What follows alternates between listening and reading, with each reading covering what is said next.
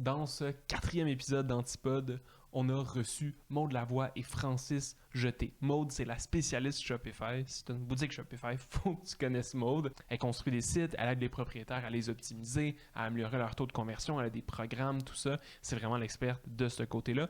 Et Francis, sa spécialité, c'est les réseaux sociaux. C'est tout ce qui est stratégie numérique, réseaux sociaux. Puis, pour vrai, les deux ont énormément d'expérience. Ça a fait une discussion super intéressante. On a parlé de plein de sujets en rapport aux réseaux sociaux. On a parlé de croissance, on a parlé de TikTok, comment c'est TikTok pour les entreprises. Est-ce que ça vaut la peine d'y aller? Est-ce que c'est plus facile, plus difficile? Je te gâche pas tous les punchs, mais on a eu une discussion vraiment intéressante. Je te souhaite une bonne écoute. Ben là, ça fait officiellement, la semaine passée, ça faisait officiellement 2 ans que j'étais à mon compte à temps plein.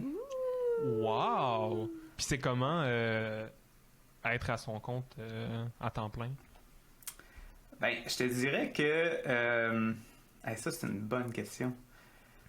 Être à mon compte à temps plein, on dirait que ça fait juste que je travaille moins que je travaillais, comme contrairement à la majorité des gens. Parce que quand je travaillais à RDS, j'avais un horaire atypique. Fait que je travaillais comme 7 jours sur 14 jours, puis c'était des chiffres de 12 heures.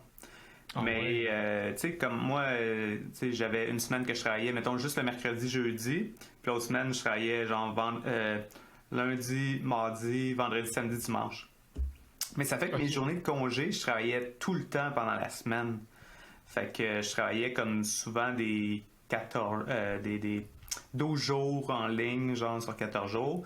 Puis les journées que je travaillais des 12 heures, j'avais des meetings des fois le matin avant de rentrer à RDS. Puis comme, tu sais, c'était quand même intense là, comme horaire. Fait que moi, de tomber à mon compte, ça m'a permis d'avoir une meilleure qualité de vie. Tu sais, c'est comme un peu paradoxal, là, parce que c'est l'inverse de tout le monde. Puis l'autre affaire qui était spéciale de quand je me suis lancé à mon compte, c'est que, contrairement aussi à la majorité des gens qui se lancent à leur compte, c'est que j'ai pris la décision quand j'ai eu comme 2 opportunités de mentor qui se sont pointées à moi en même temps. Puis donc, ça a fait que Day One, t'avais de la job. J'avais vraiment beaucoup de jobs. J'avais déjà des mandats. J'avais mes formations que je donnais avec Zarta. J'avais ces 2 mandats-là. Puis, ma première journée à temps plein à mon compte, c'était la première journée du confinement, le 16 mars 2020. Fait que là, qu'est-ce qui est arrivé? Wow. Je sais pas si vous avez vécu la même affaire, là. Mais qu'est-ce qui est arrivé? Tout le monde sont partis à dire « Hey, il faut qu'on se transforme en numérique, il faut qu'on fasse du numérique, il faut qu'on fasse du médias sociaux, tu sais. » Puis moi, je travaille beaucoup avec tvgo.ca qui fait de la web diffusion. Fait que là, genre, moi, mon nom circulait avec des contrats de web diffusion puis de podcasts, des affaires de même. Fait que, genre, tout le monde était en vacances, tout le monde chillait à la maison. Puis moi, c'est à ce moment-là que j'ai le plus travaillé de ma vie, là, dans les premiers mois de la pandémie. Au moins, ça kickstart bien ton switch auto-entrepreneur, là, parce que c'est clairement le... je sais pas si c'était comme ça pour toi, Maude, mais tu sais, c'est clairement le truc cliché de je suis auto-entrepreneur, je commence parce que je vois une petite opportunité, puis après ça, c'est comme oh, ok, faut que je pédale. Oh, ok, est-ce que je vais aller chercher des contrats, puis tu sais, il y en a beaucoup qui c'est ça qui vont commencer, puis ça va être comme, tu sais, la première année, c'est genre l'année où ce que tu veux juste manger, là, tu veux juste, genre. On s'entend que c'est un kickstart assez intense du côté de Francis. C'est comme, t'es parti, c'est une fusée, là. Il y avait de la nitro, là. Parce que c'était vraiment, vraiment intense. T'sais, moi, ça faisait des années que je roulais. Puis là, je me suis ramassée à faire du 80 heures semaine non-stop. Puis pas arrêter. Je commençais de bonne heure le matin, je finis 7 heures le soir. Moi, j'ai un garçon. Fait que là, moi, je faisais juste un petit stop pour dîner, un petit stop pour souper, un petit stop pour dodo. Puis après ça, je travaillais. Honnêtement, c'était pas vraiment une belle qualité de vie. Mais tu sais, j'ai donné le coup parce que ça valait la peine, puis c'était pour une bonne raison, puis j'avais l'impression de faire une différence, puis tu sais, j'ai pu aider plein de monde pendant ce laps de temps-là. Mais c'est fou raide. On s'entend que pour quelqu'un comme Francis qui commence, c'est pas mal le meilleur départ possible, parce que là, tout le monde avait besoin de toi. Fait que comme tout le monde avait besoin de moi. Puis ouais, ben oui. Mais ouais, ça a été vraiment difficile, tu sais, comme... Si vous le savez, là, vous êtes à votre compte aussi, qu'est-ce qui est difficile, là, c'est de mettre en place tes processus. Puis, fait que, c'est comme... C'est le classique, là, tu flyes l'avion pendant que tu as construit, là, tu sais, puis que... Ouais, c'est ça. Tu fais de ton mieux. C'est un jet, oui. Ouais. Ça y allait au toast, Francis. Ouais, il t'est apparu dans l'avion, puis t'étais déjà en train de voler, puis t'es oh shit, tu vois. Ouais. Ça commence! C'est ça.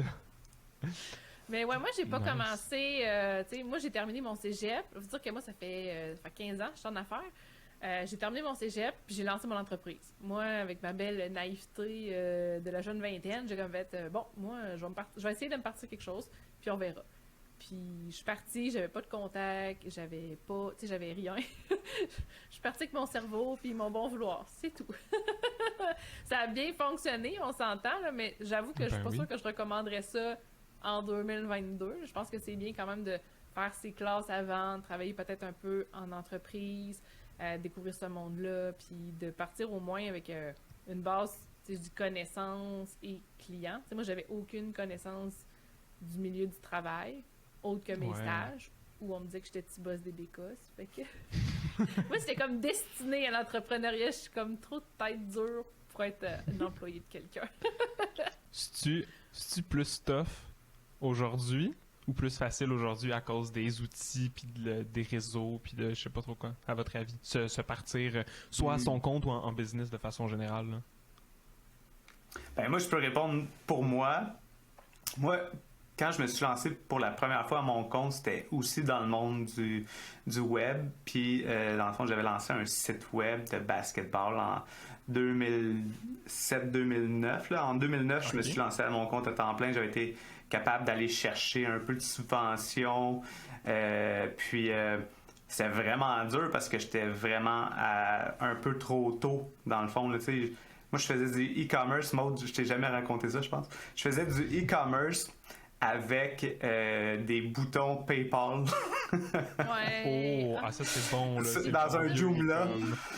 Dans C'est- un Joomla. Ah, c'est pour ça qu'on s'aime. On a fait du Joomla tous les deux. Ouais, fait que dans un Joomla avec des boutons PayPal, je faisais un peu de e-commerce, puis c'était des produits que j'importais, mais le dropshipping, là, ça n'existait pas là, à cette époque-là. Là, tu sais. Fait que là, fallait que j'achète vraiment les produits, que je fasse livrer des palettes chez nous. Puis là, je faisais livrer ce stock-là. J'habitais dans un petit 5,5 avec ma blonde, comme dans un sous-sol à Longueuil. Puis là, j'avais des grosses palettes qui arrivaient, puis tu sais, genre, on n'avait pas de place là, pour mettre ça, là. Fait que là, je me promenais dans les fins de semaine, puis j'allais me promener dans les tournois de basket pour vendre ces équipements-là que j'importais. Mais, tu sais, comme, je faisais pas d'argent, là, c'était incroyable. Tu sais, comme, moi, la vision que j'avais pour ce site-là, c'était de créer du contenu, puis c'était vraiment du marketing de contenu, là, à l'époque, mais pour le monde du basketball. Fait que les fédérations sportives, les organismes sportifs, les clubs, tout le kit. Puis je vendais un peu des équipements sportifs pour essayer de survivre. Puis c'est comme prouver au CLD, au Centre local de développement, qu'il y avait un business model en arrière de ça. Mais tu sais, Ben oui. Maud, je sais pas que toi, là, t'étais à peu près dans les mêmes années, là, mais moi, il voyait pas à ça, là, pas en tout. Là, il était comme, faut que tu vendes des équipements pour qu'on voit un business model. Genre, juste le marketing de contenu, il croyait pas du tout à ça. Puis il y avait peut-être raison aussi dans le monde du basket parce que c'était vraiment niché puis spécifique. Mais ça faisait que je roulais 2 business en même temps parce que je créais du contenu à temps plein sur le site web, la rédaction des blogs, du montage vidéo, tout le kit. Puis, genre, il fallait que j'essaie de vendre des équipements. T'sais. Fait que j'avais comme l'équivalent de 2 business en même temps. Puis, fait que je travaillais 100 heures puis je faisais 20 000 $ par année. Ouais, mais à cette époque-là, le truc là, en 2009, là, les gens ils achetaient pas tant en ligne. Tu sais, en 2009, ce que les gens ils achetaient en ligne, tu t'achetais de la musique, t'achetais un peu sur Amazon. Tu sais, c'était les balbutiements du commerce électronique. Puis, ce qui était beaucoup acheté, c'est des trucs nichés. Ben, justement, l'électronique, c'est du genre d'affaires que t'achetais en ligne. Tu sais, t'achetais pas du savon, t'achetais pas... Ouais. Comme on commençait à acheter du linge, mais c'était très embryonnaire. Fait que t'étais visionnaire, t'étais juste 5-6 ans trop tôt. Ouais, vraiment. Là, Ouais. c'est fou. ça. Là. Puis j'étais dans le mauvais sport, là. Tu sais, du basketball au Québec en français, c'était pas très. C'est vrai. Ouais, il aurait fallu que tu vendes en français et en anglais ou. Mais tu peux pas vendre juste en anglais. Ou vendre juste aux États-Unis. Mais... Ouais, mon contenu était 100% en français. Puis tout ce que j'importais, j'étais capable de l'importer puis d'avoir comme un genre d'exclusivité parce que j'étais tout seul à créer du contenu en français. Là. Fait que... C'est quand même. J'importais des machines de shooting. Fait que dans le fond, là, c'est des grosses machines là, qui valent Qui 10 000 shootent des balles, $. Puis là, ils te pitchent la balle automatiquement. T'es capable de rentrer des exercices dedans, ils te shootent la balle automatiquement. Fait que là, tu reçois ta lance, puis là, t'avais un rebounder qui renvoie les ballons, là, tu sais.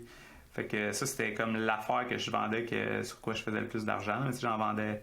On a vendu 4 ou 5, je pense. T'en as vendu 4 ou 5? Oui, puis je sais pas, tu sais, je pense que peut-être 5 ans plus tard, ou tu sais, comme le timing était probablement trop tôt, mais si tu regardes aujourd'hui, même dans une niche petite que le basket francophone, on va dire, ou à la limite, on pourrait dire qu'aujourd'hui, tu pourrais, avec ce contenu-là francophone, ambitionner d'aller chercher l'Europe ou tu sais, de ce monde-là.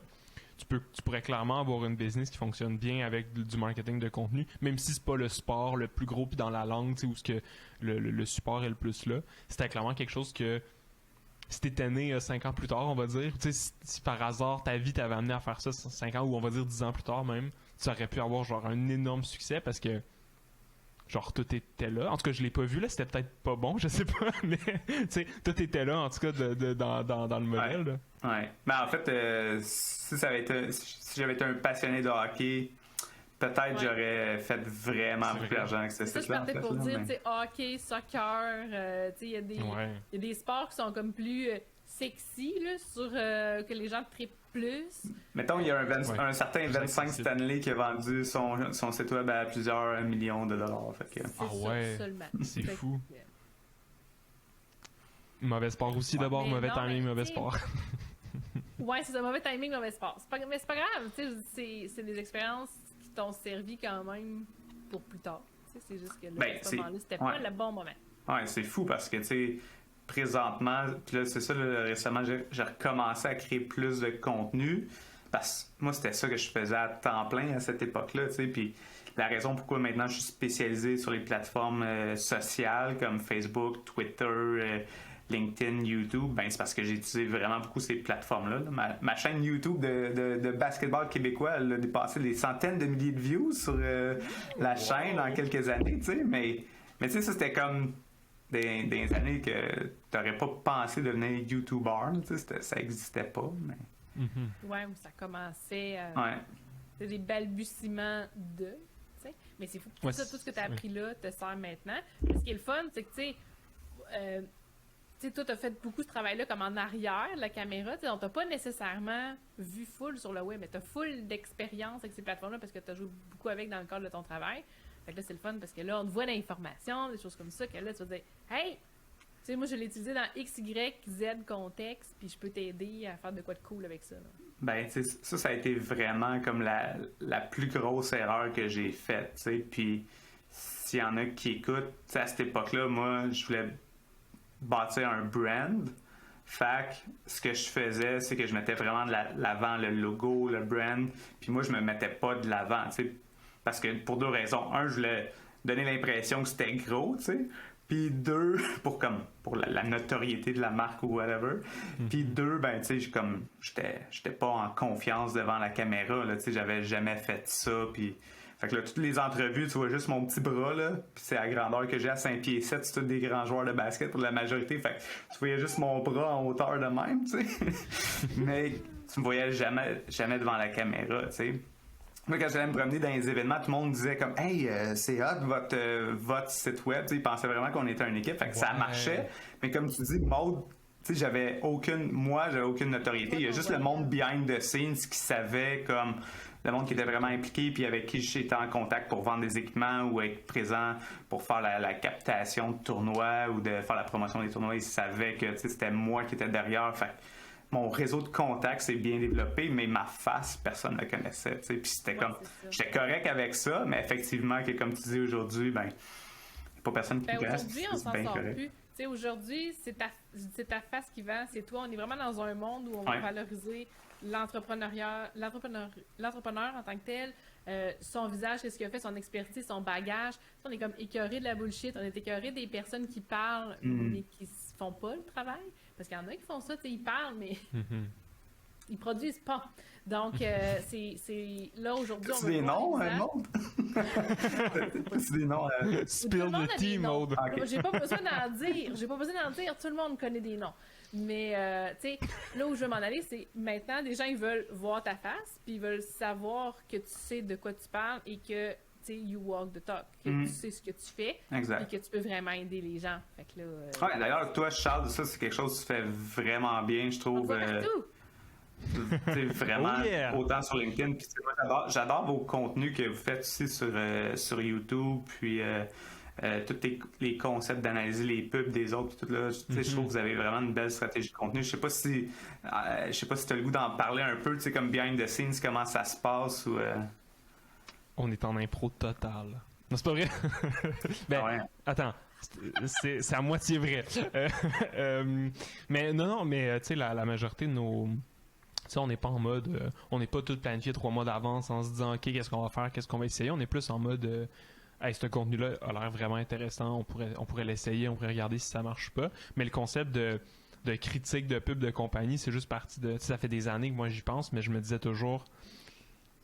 Ouais, c'est peut-être arrogant, on connaît pas le contexte, on sait... Tu sais, je veux dire, c'est facile de prendre des pubs puis de les critiquer parce que peu importe quelle pub tu prends, tu peux leur trouver des défauts, tu peux leur trouver des améliorations.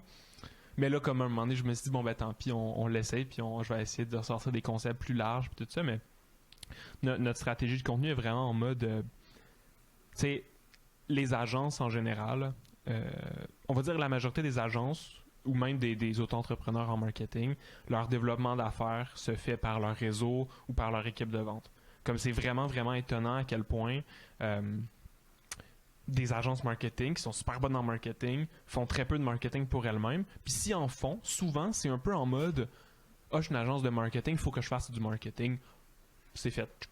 Puis ça marche pas vraiment. Tu sais, j'ai un blog un peu plate, que je fais un article par mois, que un peu, tu sais, 300 mots, c'est réglé. Qu'est-ce que la publicité Facebook? Qu'est-ce que la publicité Google? Bon, c'est bon, j'ai mon blog. Ou à la limite, j'ai ma chaîne YouTube, puis je fais juste mettre des vidéos un peu boboche, n'importe. Tu sais, c'est pas comme...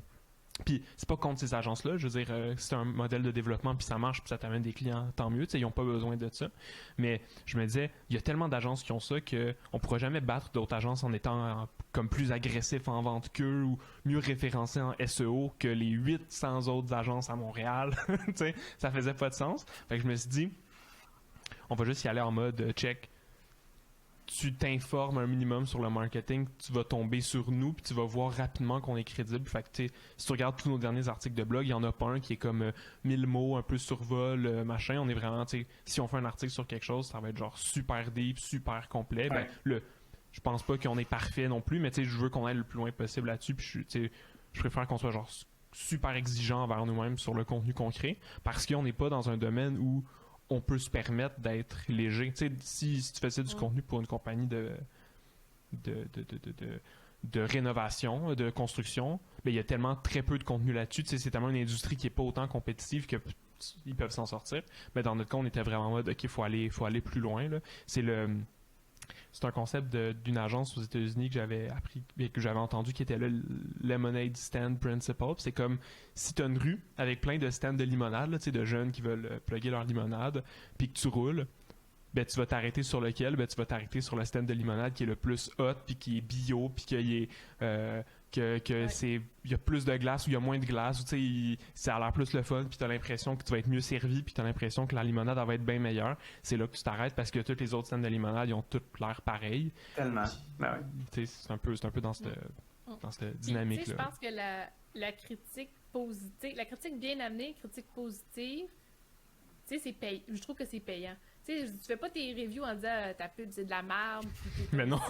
ça. Je veux dire, t'expliques pourquoi, comment qu'elle pourrait être mieux, comment qu'elle pourrait être améliorée, un peu comme moi je le fais avec des reviews sur TikTok de certains sites web de gens. Tu sais, puis je leur dis ça c'est bien, mais ça par exemple, tu pourrais le faire comme ça serait mieux parce que. Tu sais, de l'amener, de l'expliquer, je dis facilement ou clairement, fait que les gens font comme OK.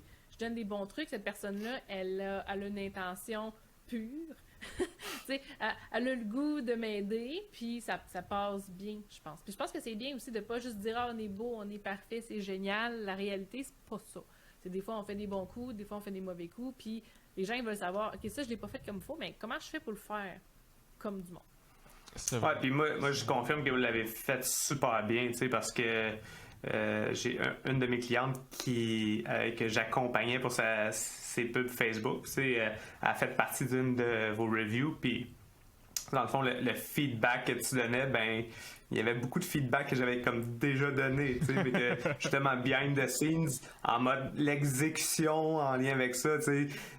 Comme tu dis, tu sais, le contexte des fois fait qu'il y a certaines recommandations. Tu sais, Maud, tu dois le vivre aussi, puis Charles aussi, c'est sûr, vous le vivez tous les deux, là, que des fois tu donnes des recommandations, puis tu sais, c'est juste la capacité à l'exécuter à l'interne des fois est difficile. Fait que tu sais, comme Oui. tu y vas avec ce que tu peux faire de mieux, puis c'est ça la clé aussi, là. On s'entend là, dans le marketing numérique, tu sais, ça sera jamais parfait, là, no matter what, là, on s'entend. Là, il manque tout le temps de ressources, il manque tout le temps de temps pour exécuter ça à la pleine, tu sais, comme à fond, là, mais...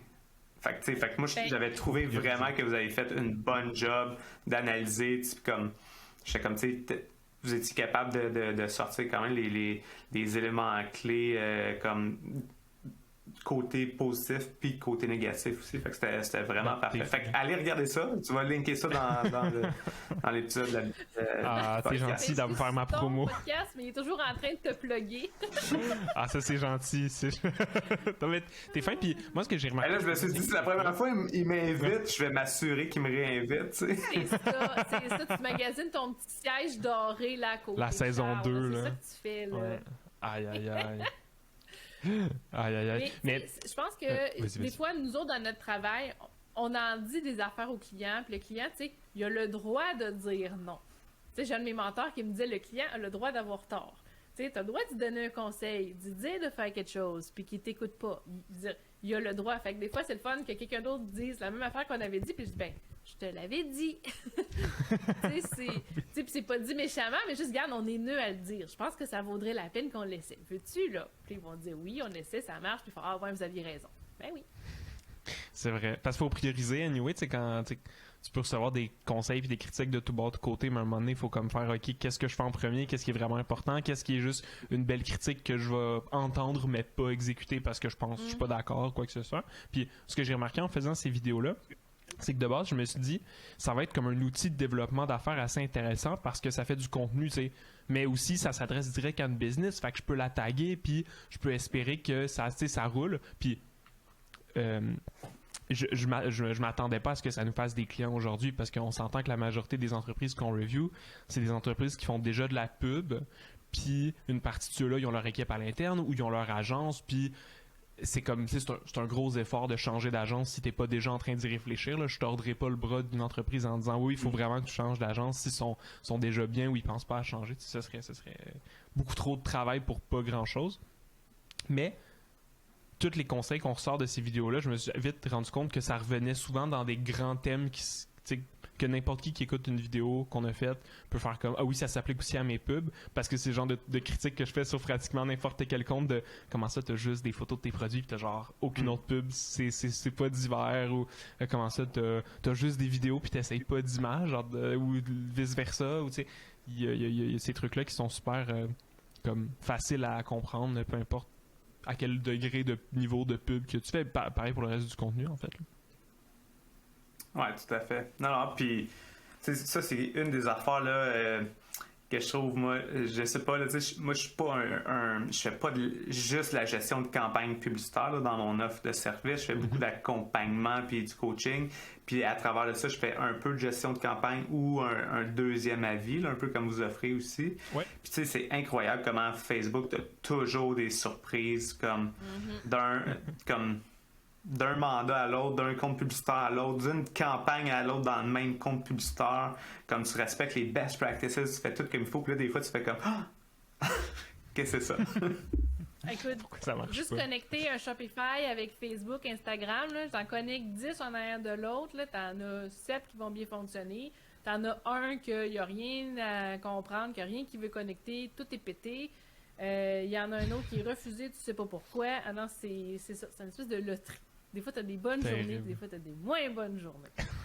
Ça, ouais, les mauvaises journées, c'est jamais le fun. Niveau, surtout quand il faut que tu deals avec le service à la clientèle d'une grosse business qui veut pas nécessairement dealer avec toi. Qui veut pas t'aider.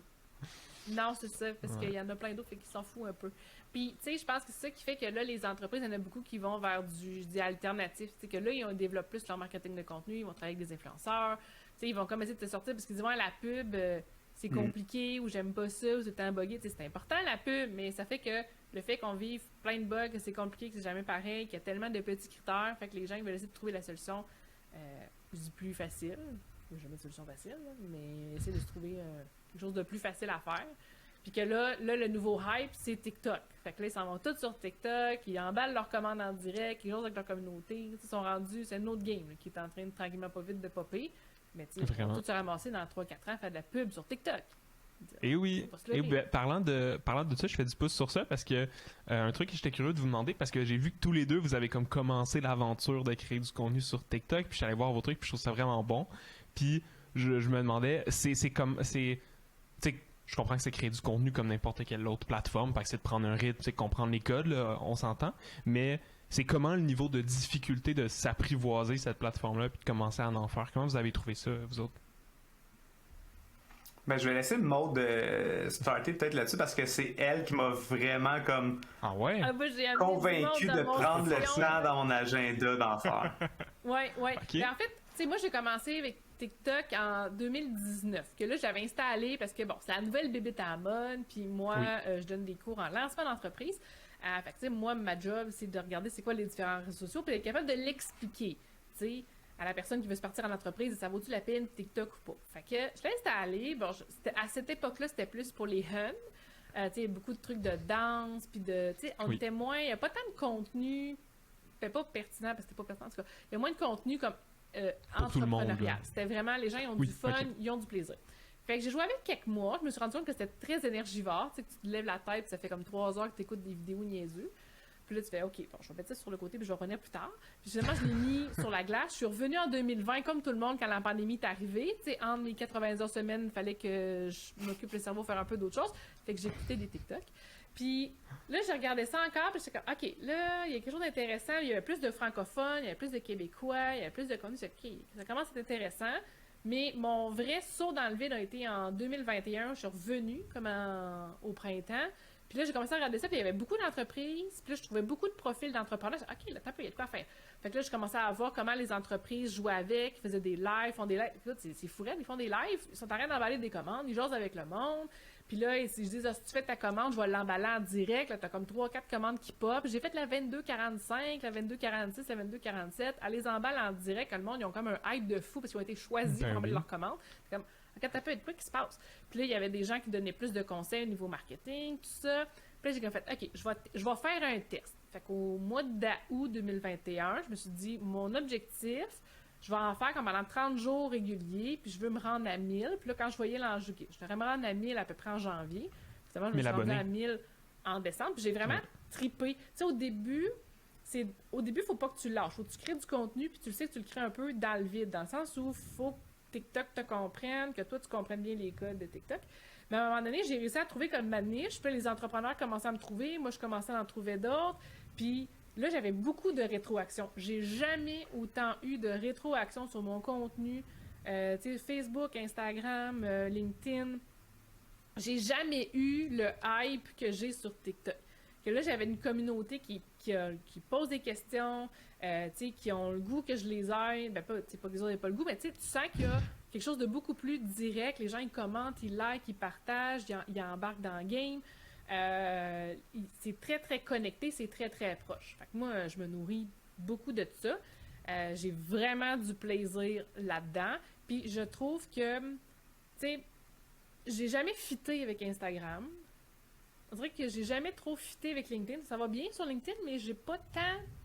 J'ai pas sur mon X. Mais sur TikTok, par exemple, mon espèce de balance entre je suis comme un mini-oui, mon côté sérieux puis mon côté givré, là, c'est parfait. Fait que, tu sais, je donne des contenus avec ma vibe que je vous parle là, puis ça passe super bien. Les gens, ils accrochent, puis ils trippent, puis ils embarquent avec moi. J'ai beaucoup de rétroactions, ce qui me donne des idées pour d'autres choses, ce qui fait que, tu sais, j'ai une liste de contenus, d'idées qui ne fait que s'allonger. Ça me nourrit énormément, ce qui fait que c'est très facile pour moi de créer du contenu. Fait que moi, le matin, mon chum part porter mon petit gars à la garderie, m'installe, je fais mes 2-3 TikTok de la journée, après ça, je fais ma journée, puis je réponds aux commentaires. Point. J'ai vraiment trouvé le bon timing pour ça, puis la bonne mécanique pour ça qui fit avec moi. Puis tu sais, moi je le dis à mes clients qui sont dans mes masterminds, genre, embarquez sur TikTok, c'est le temps, il y a du monde qui sont là pour acheter vos produits. Si vous cherchez des collaborations, vous voulez trouver d'autres entrepreneurs, c'est le temps d'y aller, d'embarquer, d'être dans la vague, c'est là. Puis j'ai vraiment beaucoup de plaisir. Puis c'est là que j'ai corrompu Francis aussi. Ah, mais c'est cool, fait que Mais là, je t'ai-tu bien entendu, bon. là. Ah, vas-y, Francis. Ouais. Maud, je t'ai-tu bien entendu te dire que tu créais 2 à 3 TikTok par jour? Ben, la semaine. La fin de semaine, je travaille pas. Mais, ouais. 2 à 3, presque à tous les jours. Tu sais, comme là, ce matin, j'en ai fait juste un. Mais habituellement, c'est 2 à 3. Je sais, j'en ai fait juste un. Est-ce que tu lis les 2 à 3 à chaque jour ou t'as comme une banque dans tes brouillons puis que tu... Non, je suis pas capable d'accumuler. Moi, je fais comment? Je les fais, je les lance. J'ai comme trop hâte. Tu sais, moi, je suis du genre à trouver mes cadeaux de Noël avant le temps, à trouver mes cadeaux de fête avant le temps. Tu sais, moi, je suis pas capable d'attendre. Je suis comme, ah, il est cool mon contenu, je vais le pousser des fois que... Puis c'est drôle parce que j'ai pas tant un contenu qui est hyper viral. Tu sais, ma vidéo la plus virale a eu 10 000 vues. La moyenne de mes autres sont entre 300, 700, tu sais. Mais c'est le peu de vues que j'ai quand même de la super de bonne rétroaction, des commentaires, des super de bons échanges. Ça m'a amené des clients, ça m'a amené... j'ai vraiment une belle vibe sur TikTok que j'ai levée avec pas beaucoup de vues. Fait que j'imagine pas que j'avais du 50 000 vues. Ouais, mais ça, en même temps, je suis bien contente. La quantité de vues aussi, puis je pense qu'il y a beaucoup de gens que quand ils entendent parler de la viralité sur TikTok, ils s'attendent à des grosses quantités de views comme ça, mais moi, tu sais, je donne des formations sur TikTok, puis j'essaie de ramener les gens à pas avoir ces attentes-là non plus, tu sais. L'objectif, c'est pas d'avoir des centaines de milliers de visionnements sur tes vidéos, d'avoir 1 million. Dans le fond, c'est juste déjà, en partant, là, quelle autre plateforme médias sociaux te donne plus de visionnements que de nombre d'abonnés? Aucune. Ouais. C'est tout l'inverse, tu sais. Fait que là, c'est juste ça en partant, c'est bien plus rentable, tu sais. Fait que moi, c'est ça que j'aime vraiment beaucoup la plateforme de TikTok, tu sais, c'est que t'as une certaine visibilité organique, d'une certaine valeur versus qu'est-ce que tu es capable d'avoir sur les autres, tu sais. Mais moi, je trouve ça vraiment drôle de t'écouter, Maud, tu sais, parce que c'est super drôle d'entendre les gens dire comme sur TikTok, j'ai comme l'impression que genre je peux être moi-même puis que je peux créer comme les contenus puis là t'as moins peur de te mettre de l'avant alors que théoriquement là tu sais si t'avais eu le courage mettons de faire la même affaire sur Facebook et ou sur Instagram ben ça aurait super bien fonctionné aussi, tu sais. La différence c'est au niveau de la viralité organique mettons mais ouais. Parce que tes contenus que tu faisais sur Facebook, là, tu te mettais pas de l'avant comme ça non plus. Non, c'est vrai, mais j'ai l'impression que Facebook, Instagram, LinkedIn, ils ont déjà comme un carcan, ils ont déjà comme une mécanique, un train dans lequel tu dois aller. Oui, tu peux faire différent. On dirait que TikTok, c'est juste que TikTok est plus malléable. C'est la norme. Mais TikTok est fait comme tu fais ce que tu veux, puis tu vas trouver du monde comme toi. On dirait qu'il y a une espèce de... Je l'imagine comme un plaxmol, tu sais, il est comme tout, il est super malléable, tu sais. Tu fais ce que tu veux avec. Tandis que Instagram, on s'attend à, tu sais, au niveau du vidéo, de la photo, à un certain standard, j'ai le goût de dire. Je pourrais faire en dehors du standard, mais, tu sais, en même temps, on dirait que j'ai testé, j'ai jamais trouvé ma vibe.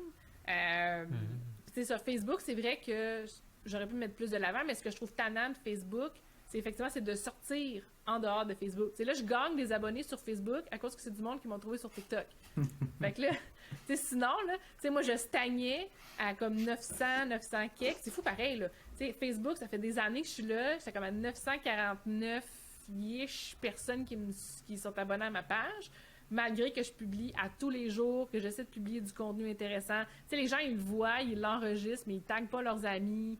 Ils te le partagent pas, ça arrête là. C'est comme ils l'ont vu, puis c'est tout. Tandis que sur TikTok, je suis rendue à 1700 en un peu 6 mois-ish. Puis j'ai gagné comme plein de gens qui disent que telle personne va parler de toi. On dirait qu'il y a quand même une espèce de sentiment de communauté qui est plus présent sur TikTok. Peut-être parce que c'est nouveau puis que là, tout le monde tripe ensemble. Versus, on dirait comme Instagram, Facebook, on dirait qu'on est pris dans un carcan qui est comme figé, là. C'est comme si c'était cimenté, puis il faut comme tu fites avec ça, ou si t'es un peu en dehors, c'est pas dit que ça va marcher. Ouais, c'est intéressant parce que tu sais, moi de ce que je comprends, tu sais, je suis pas sur TikTok, puis j'ai pas téléchargé l'app parce que j'ai vraiment peur de tomber sur l'app puis de me lever la tête puis que ça fasse 3 heures puis d'être comme oh merde. Ce serait clairement mon genre d'être capable de. Bon, tu vois, j'ai peur de ça, mais ce serait ce qui pourrait expliquer le succès, on va dire, ou la facilité qu'ont les gens à faire du contenu, parce que de ce que tu dis, j'ai l'impression c'est que c'est plus facile pour toi de faire du contenu là que d'ailleurs. C'est que quand tu arrives, t'as pas de normes à suivre comparé aux autres réseaux où dès que tu veux être toi-même, il faut comme que tu brises ces normes-là. Puis même si c'est pas vrai qu'il y a des normes sur Facebook ou sur LinkedIn, c'est comme c'est une invention qu'on se donne tous que il faut que je fasse, mais ça reste que c'est comme psychologiquement c'est plus difficile. Puis fait que c'est plus facile de commencer à créer du contenu, puis c'est beaucoup plus facile de rester motivé, puis de créer, puis d'avoir des idées de par l'interaction que les gens ont plus. C'est la rétroaction. Si j'avais la même rétroaction sur Facebook, ça ferait longtemps que j'aurais abandonné. T'en ferais, ben oui. Fait que là, mais là, j'en ai. Fait que là, c'est intéressant. Je sais pas si la façon dont l'app est faite, les gens ont plus le goût, on dirait, de rentrer en contact avec toi, versus Facebook, où c'est drôle parce que des fois, je vais partager du contenu que j'ai fait sur TikTok, sur Facebook, j'ai pas de commentaires. Mm-hmm. C'est le même mot du contenu, là. C'est la même maudite affaire. Ben j'ai oui. pas de commentaires, mais sur TikTok, j'ai des échanges, mais sur Facebook, elle n'est pas.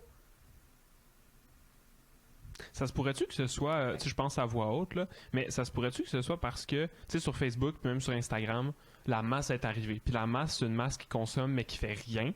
C'est comme, c'est les gens qui font strictement. Tandis que sur TikTok, probablement que, peut-être que la proportion de créateurs, puis la proportion de commentateurs puis de gens qui interagissent est probablement plus élevé de tout ça. Puis peut-être qu'on se redira plus du tout la même chose dans 2, 3, 4, 5 ans parce que si sur Facebook, mettons, ta communauté, c'était juste le 5% de gens, tu sais, si t'avais 10 fois moins de personnes qui aimaient ta page, mais que ces gens-là aimaient vraiment, vraiment ton contenu puis interagissaient, t'en aurais full de visibilité puis l'algorithme t'aiderait. Fait qu'il y a peut-être ce phénomène-là aussi de petite audience plus qualifiée, fait que genre ça décuple ta visibilité et donc t'as plus d'audience, là, tu sais, comme c'est ironique que le réseau où est-ce qu'il y a le moins de monde, ben c'est pas vrai, mais le réseau le plus nouveau qui a pas encore rattrapé tout son marché est celui qui t'amène le plus de visibilité comparé au mastodonte qui a comme 2 milliards de personnes, qui t'amène genre 4 personnes ont vu ton post et ta mère a like sur tes 100 000 abonnés, là, tu sais, c'est littéralement ça, là, tu sais. Mais c'est pas la même game aussi, c'est ça. Je pense que, tu sais, sur Facebook, Instagram, c'est plus des gens qui regardent puis qui commandent pas nécessairement. Tu sais, là, on est rendu sur une autre génération, c'est des plus vieux. Mm-hmm. Tu sais, les jeunes qui sont nés avec le téléphone dans les mains puis qui sont pas gênés de créer du contenu, d'échanger, puis que pour eux, c'est comme l'extension de leurs mains. Puis je te dis, toi, t'es un jeune, là. Moi puis Francis, on est des vieux, des vieilles guédailles, là, à côté de toi. Mais, tu sais, c'est comme une extension. Tu sais, je pense qu'il y a une facilité de vouloir créer du contenu, d'être là, puis d'avoir moins peur d'interagir ou de commenter, peut-être versus d'autres générations. Il y a peut-être une portion générationnelle aussi.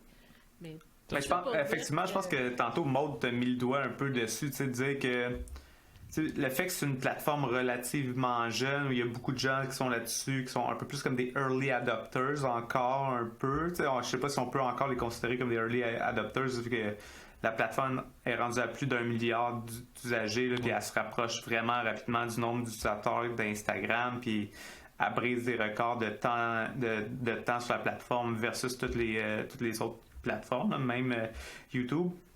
Fait que c'est peut-être early adopter, c'est pas le bon terme, mais je pense qu'effectivement, il y a souvent cet effet-là. Tu sais, comme quand il y a une nouvelle plateforme, il y a souvent un effet de nouveauté qui fait que, tu sais, moi je me souviens là, de Twitter en 2009, là, que tout le monde au Québec, là, on interagissait entre nous autres. Là, je tweete. J'ai tweeté là, la semaine passée, cette semaine, là, juste des criquets, là, tu sais. Et pourtant, il y a encore plein de monde au Québec qui sont actifs sur Twitter, qui adorent cette plateforme-là, tu sais. Mais effectivement, que le sentiment de communauté est différent. Je sais pas si vous autres, vous avez commencé à vous promener un peu dans les channels Discord pour parler un peu de NFT ou de trucs de même. Mais tu sais, moi, on dirait... sur Discord, on dirait je retrouve un peu ce feeling-là d'une certaine époque de Facebook, d'une certaine époque ou justement d'un Twitter aussi d'une époque ou d'un LinkedIn même en 2010-2011 là, où est-ce que il y avait plein d'actions dans les groupes, tu sais. On dirait que justement, tu sais, il y a comme ce sentiment-là de comme tu fais partie de la gang qui comprend, tu sais, fait que t'as comme déjà un élément qui unit cette communauté-là, tu sais, mais Alors, c'est vraiment des Ouais. questions très intéressantes. Puis moi, j'y crois vraiment beaucoup à TikTok. Tu sais. C'est pour ça que moi, je l'utilise un petit peu pour moi, mais comme je la pousse vraiment beaucoup à mes clients parce que je trouve que c'est vraiment un outil Il y a vraiment des belles super bon. Puis l'autre chose, c'est que même si, admettons, là, même si sur TikTok, tu ne deviens pas viral avec des centaines de milliers de views à chaque vidéo, là, ce contenu-là que tu as produit en format vertical, ben après ça, tu es capable de le réutiliser aussi sur Instagram Reel, sur Facebook Reel, puis sur YouTube Short. Fait que quel autre format de contenu présentement que t'en fais un, puis t'es capable de le mettre sur les 4 plus grosses plateformes? Il n'y en a aucun autre format de contenu, tu sais. Fait que je pense qu'il y a cet aspect-là qui est vraiment aussi intéressant par rapport au fait que tout le monde est ultra occupé, puis qu'on manque de temps pour créer du contenu, puis des déclinaisons, puis là, t'es comme, hey, sur quelle plateforme je devrais être? Ben, l'utilisateur moyen, il y a 6,1 plateformes de médias sociaux qu'il consomme habituellement, tu sais. Fait que tu vas être sur toutes les plateformes le plus possible. Tu sais, je pense qu'une autre affaire aussi qui fait un gros impact de TikTok, c'est la proximité à cause que la majorité des vidéos, c'est des vidéos comme on fait là. Tu sais, on voit la personne, c'est elle qui parle dans un contexte décontracté, authentique.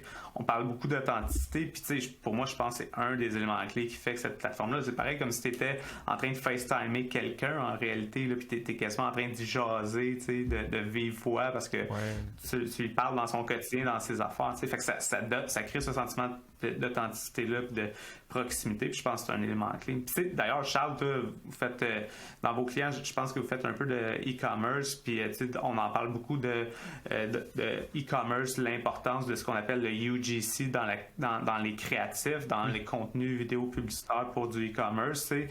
C'est un peu la même chose, dans le fond, là, qu'on retrouve sur TikTok, tu sais. Je sais pas si Charles, tu as des expériences pendant de ce côté-là, puis d'avoir vu la différence entre du contenu comme stagé versus du UGC-like. Ouais, ben au final, tu sais, il y a beaucoup de gens, surtout dans le milieu publicitaire, qui vont clamer le UGC, c'est genre the new thing, puis il faut que tu fasses que ça. Puis tu sais, t'as beaucoup de marques aujourd'hui qui font que ça. Puis ce qu'on voit déjà aujourd'hui dans le Facebook Ads Sphere, là, on va dire, juste pour ne parler que de ça, qui d'ailleurs est très actif sur Twitter. Mais ce qu'on voit, c'est ouais, ben là, le monde commence à être genre déjà habitué au UGC parce que c'est comme je défile sur ma pub, c'est une pub UGC, une autre pub UGC, une autre pub UGC. Puis pour ceux qui nous écoutent puis qui sont comme c'est quoi ça du UGC, c'est des publicités qui plutôt que ce soit des photos de produits, tu sais, toutes belles dans un shooting photo, ça va être juste quelqu'un qui utilise le produit ou un témoignage super simple là, de quelqu'un qui dit hey, j'ai acheté le produit ou tu sais il y a plein de trucs comme ça peut être un unboxing de quelqu'un qui ouvre la boîte de ton colis puis qui fait comme c'est ça qu'il y a dans la boîte. C'est des pubs super simples comme ça qui sont beaucoup plus à proximité avec le client parce que c'est exactement ce que le client peut vivre.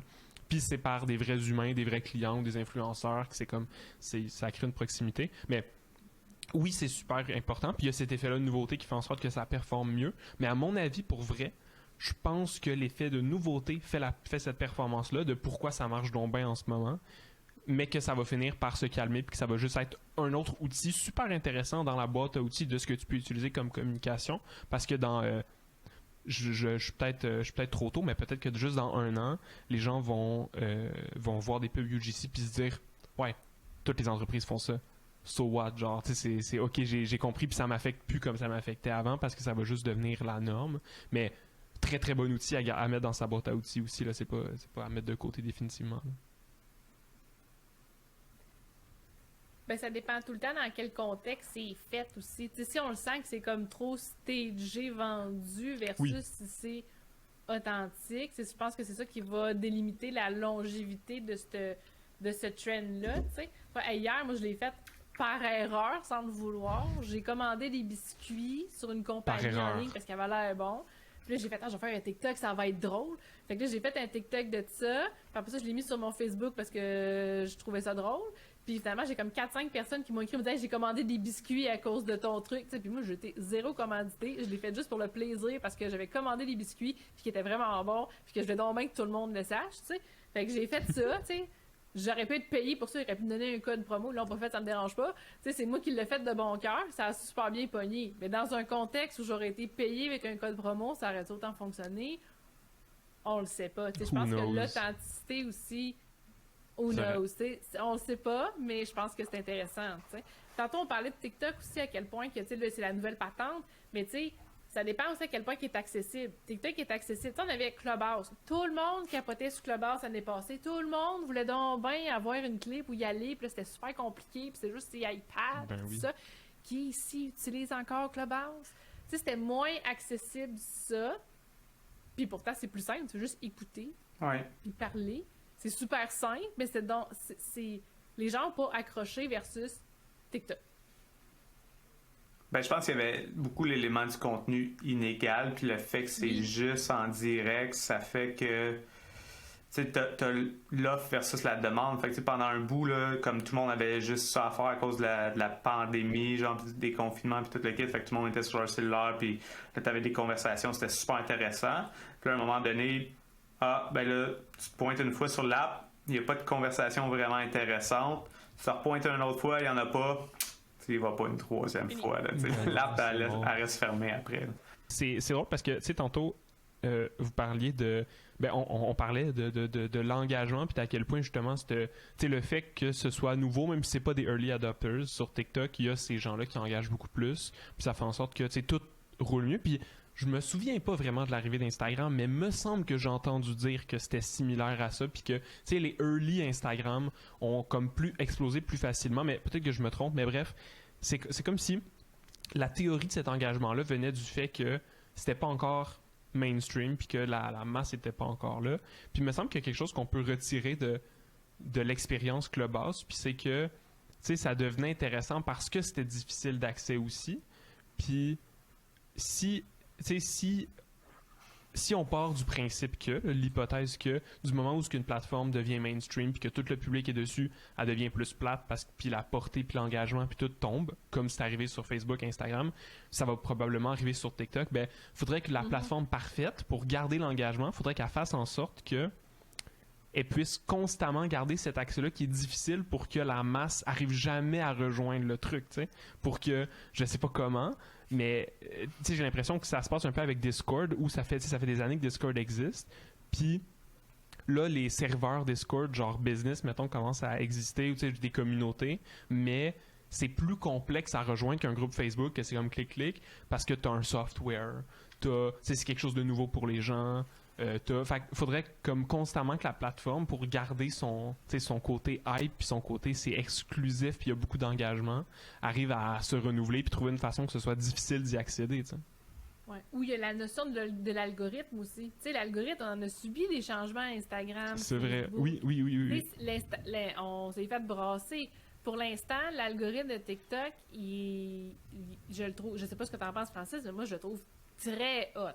Il m'a très bien cerné et il sait très bien comment me garder pour pas que je m'en aille, puis me proposer des contenus, puis une certaine... Tu sais, moi, j'aime des contenus, j'ai un peu de tout sur mon TikTok. J'ai des trucs entrepreneuriales, j'ai des affaires avec des petits chats, puis des petits chiens, puis des affaires drôles, puis des tranches de vie. Tu sais, j'ai un peu de tout.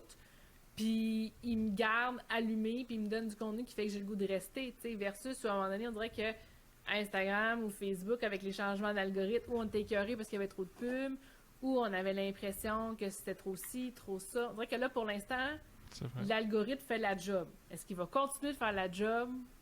C'est ce qu'on va voir.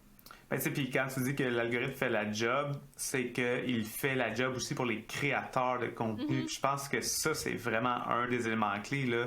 C'est pour ça qu'Instagram sont en train de changer leur algorithme aussi de leur côté pour essayer de donner un peu plus de visibilité aux créateurs de contenu. Puis, tu sais, les Reels, c'est le seul contenu, dans le fond, que tu pouvais faire sur Instagram qui te donnait une visibilité organique à l'extérieur de tes abonnés. Mais là, ils sont en train de changer ça un peu. Là, ils nous font découvrir un peu plus des comptes qui ont un potentiel de nous intéresser ou des nouveaux contenus dans notre feed sur Instagram. Mais ça, c'est juste à cause de TikTok. Parce que sinon, en fond, ça serait pareil comme avant. T'sais. Fait que le fait que TikTok donne tant de visibilité organique aux créateurs de contenu, c'est un élément clé pour attirer les meilleurs créateurs de contenu. Plus que tu as les meilleurs créateurs de contenu, plus ton contenu est intéressant, puis ça génère la boucle, tu sais. Fait que je pense que les autres plateformes sont en train de s'adapter à ça. Puis effectivement, qu'une des forces de TikTok, c'est leur intelligence artificielle pour comprendre vraiment rapidement comme le genre de contenu qui t'intéresse. Là. Puis tu sais, moi ce que je trouve vraiment drôle, c'est que d'une plateforme à l'autre, je sais pas vous autres, là, mais moi, d'une plateforme à l'autre, là, j'ai tellement pas les mêmes genres de contenus. Là.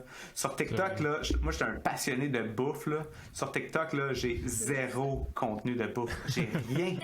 J'ai juste genre business, TikTok, des tutoriels TikTok, whatever, un peu de NFT, puis genre de l'investissement. Puis c'est quasiment tout. Là. J'ai pas de niaiserie, j'ai pas de bouffe. Mais ça j'ai dépend ce rien. que tu likes. C'est vraiment intéressant, en tout cas, là, à quel point. TikTok de bouffe. Quand tu vas commencer à liker les TikTok de bouffe, tu vas en voir plus. Ouais, je sais, mais. Non, je trouve ça bien que t'en likes pas trop. Mais c'est ça que je trouve intéressant quand même. Puis sur YouTube versus Instagram versus Facebook, là, comme je consomme tellement pas le même format de contenu, les mêmes sujets de contenu d'une plateforme à l'autre. Là. Je sais pas vous autres, mais moi, c'est vraiment comme spécifique à certaines plateformes que je regarde comme tel sujet versus un autre. Là. Mais. Ouais, c'est un peu ça pour moi aussi.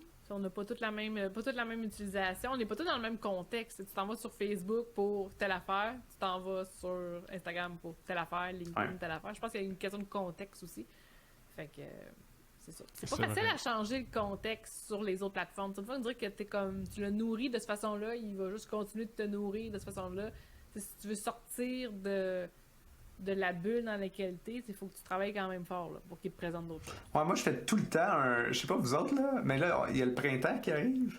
Ah bon, tout le temps un ménage du printemps, moi, sur mes comptes de médias sociaux. Comme j'en profite pour me désabonner de trucs. Puis tu sais, j'essaie d'être quand même proactif là, au quotidien. Là, quand je me rends compte qu'il y a des comptes qui m'intéressent plus ou moins, puis que ça fait un bout que j'ai pas interagi avec, j'essaie vraiment souvent des éliminer. Ou tu sais, certains comptes là, que tu te rends compte que tu te compares, mettons. Ou que tu es en mode un peu, tu sais, comme tu te sens pas bien après avoir consommé ce contenu-là pour ta santé mentale. J'essaie vraiment de faire ces choix-là, tu sais, de qu'est-ce que je mets dans mes feeds d'actualité, peu importe les plateformes, dans le fond, pour que ça soit comme positif en lien avec ma santé mentale. Mais souvent, au printemps, là, justement, je prends un peu plus de temps pour comme faire ce ménage-là. Faites-vous ça, vous autres, ou il y a juste moi? Totalement. J'ai détruit mes réseaux sociaux. De temps en temps. Ah ouais, hein? Ah ouais. Non, mais on n'a pas le choix. Sinon, ça fait juste. Comme tu dis, maintenant, au niveau de la santé mentale aussi, on dirait que ça se peut que des fois, il y a des contenus que tu veux plus voir, que ça se ménage. Non, à un moment donné, tu sais, veux pas. Tu faut oublier que les réseaux sociaux, c'est un peu comme si j'ouvre la porte dehors puis je crie ce que je suis en train de faire. Fait que des fois, il y a des gens qui c'est peut-être plus tes amis ou tu sais, t'es comme plus en relation. Fait qu'ils sont pas obligés de voir tout ce que tu fais ou tout ce que tu dis. Vraiment. Surtout pour, je dis, plus Facebook ou Instagram qui peut dans un contexte plus privé. Ouais. Puis, ben, moi, de mon côté, en fait, je me suis juste désabonné de tout, là. Mettons, mon Facebook, il est vide. Mon Instagram, il est vide. Ben, l'Instagram d'Antilope, il est plein, là, mais c'est à côté. Mais personnellement, j'ai juste tout wipé parce que c'était juste comme... Excusez, là, pour mes amis, mais c'était juste pas intéressant. Tu sais, je veux dire, c'était juste comme... d'un côté professionnel, de voir le développement de nos clients ou de voir nos partenaires ou de développer ce truc-là, c'est vraiment cool. Mais le côté, tu sais, le fil Facebook, c'est quoi concrètement? C'est des gens ont liké des trucs, des gens ont commenté sur d'autres trucs. Tu sais, j'avais pas liké beaucoup de pages, puis je suis pas un gros consommateur de contenu de Facebook, mettons, Instagram. Fait qu'il y a pas grand-chose. Puis ce qui arrive, c'est que quand t'aimes vraiment rien, c'est comme quand tu es abonné à rien, ce que Facebook fait maintenant. Avant, il le faisait plus ou moins. Là, tu faisais juste revoir les mêmes posts à l'infini. Mais maintenant, ce que Facebook et Instagram fait, c'est t'aimes rien, fait qu'on va te montrer d'autres choses, fait qu'on va te montrer des groupes qui pourraient t'intéresser, on va te montrer des posts, des vidéos qui pourraient t'intéresser. Fait que, évidemment, ça fait juste m'engloutir dans du contenu qui est pas super intéressant non plus, mais il essaie de te nourrir. Puis sur Facebook, c'est pratique parce qu'aujourd'hui, tu as l'onglet groupe, tu as l'accueil avec les millions de trucs. Fait que, tu sais, je suis dans plein de groupes Facebook, puis quand j'ai envie de voir du contenu qui peut m'intéresser, je vais sur l'onglet groupe, puis je regarde les différents posts dans différents groupes, puis c'est bien plus simple, puis le fun, on va dire, à consommer. Puis pour vrai, sur Instagram, c'est les quelques gens proches que je proche, puis c'est tout. Fait que j'ai pas besoin de faire de ménage. Mais moi, je fais mon ménage pour les infolettes. Là. Je sais pas si c'est comme ça pour vous, mais des fois, tu t'abonnes à un lead magnet de quelqu'un que tu penses qui est intéressant, puis après ça, c'est comme... Ouais, finalement, c'est peut-être pas du contenu qui est full pertinent, ou tu sais, j'ai pas le 1000 infolettes que je peux aller dans une journée. Fait que faut que je priorise, puis faut que j'en enlève. Là. Hey, tellement, là. Moi, c'est le format de contenu que j'ai le plus de misère à consommer de manière récurrente, là, pour elle. L'infolette, là, il y a pratiquement aucune infolette auquel je suis abonné que je lis vraiment de manière récurrente. Là, puis il y en a une peut-être, puis que je la lis même pas à toutes les semaines. Là. Moi, c'est vraiment un format de contenu qu'on dirait. C'est comme dans un endroit où est-ce que j'ai pas une attention qui est dédiée à lire du contenu tant que ça. Je scanne un peu, puis il y en a que je vais lire une fois de temps en temps peut-être, mais c'est vraiment pas mon format de contenu préféré. Ceci dit, j'ai lancé mon infolette récemment, puis comme j'aime beaucoup par contre l'expérience de créer ce contenu-là qui a une valeur ajoutée, puis fait que c'est peut-être weird, là, mais moi j'en consomme pas, mais j'aime beaucoup la produire, la mienne par exemple. Fait que je sais pas si c'est dans la même situation. Là. Ben, je sais que Charles, vous autres, chez Antilope, c'est pas toi qui as créé, c'est ta collègue. Mais. Ouais, c'est Laurence qui fait ça. Ouais, c'est Laurence. Hein? Ouais, mais nous autres, Moi, c'est. de mon côté, j'ai fait. vas-y, excuse. Ben, nous autres, c'est niveau infolette, je pense qu'il y a un truc aussi. On en envoie peut-être une par semaine, une ou 2 semaines, dépendamment de ce qui se passe. Mais moi, il y a un truc que j'ai vraiment. Les infolettes, c'est à peu près la seule place où on compare nos taux d'ouverture puis nos taux de clics, puis c'est comme.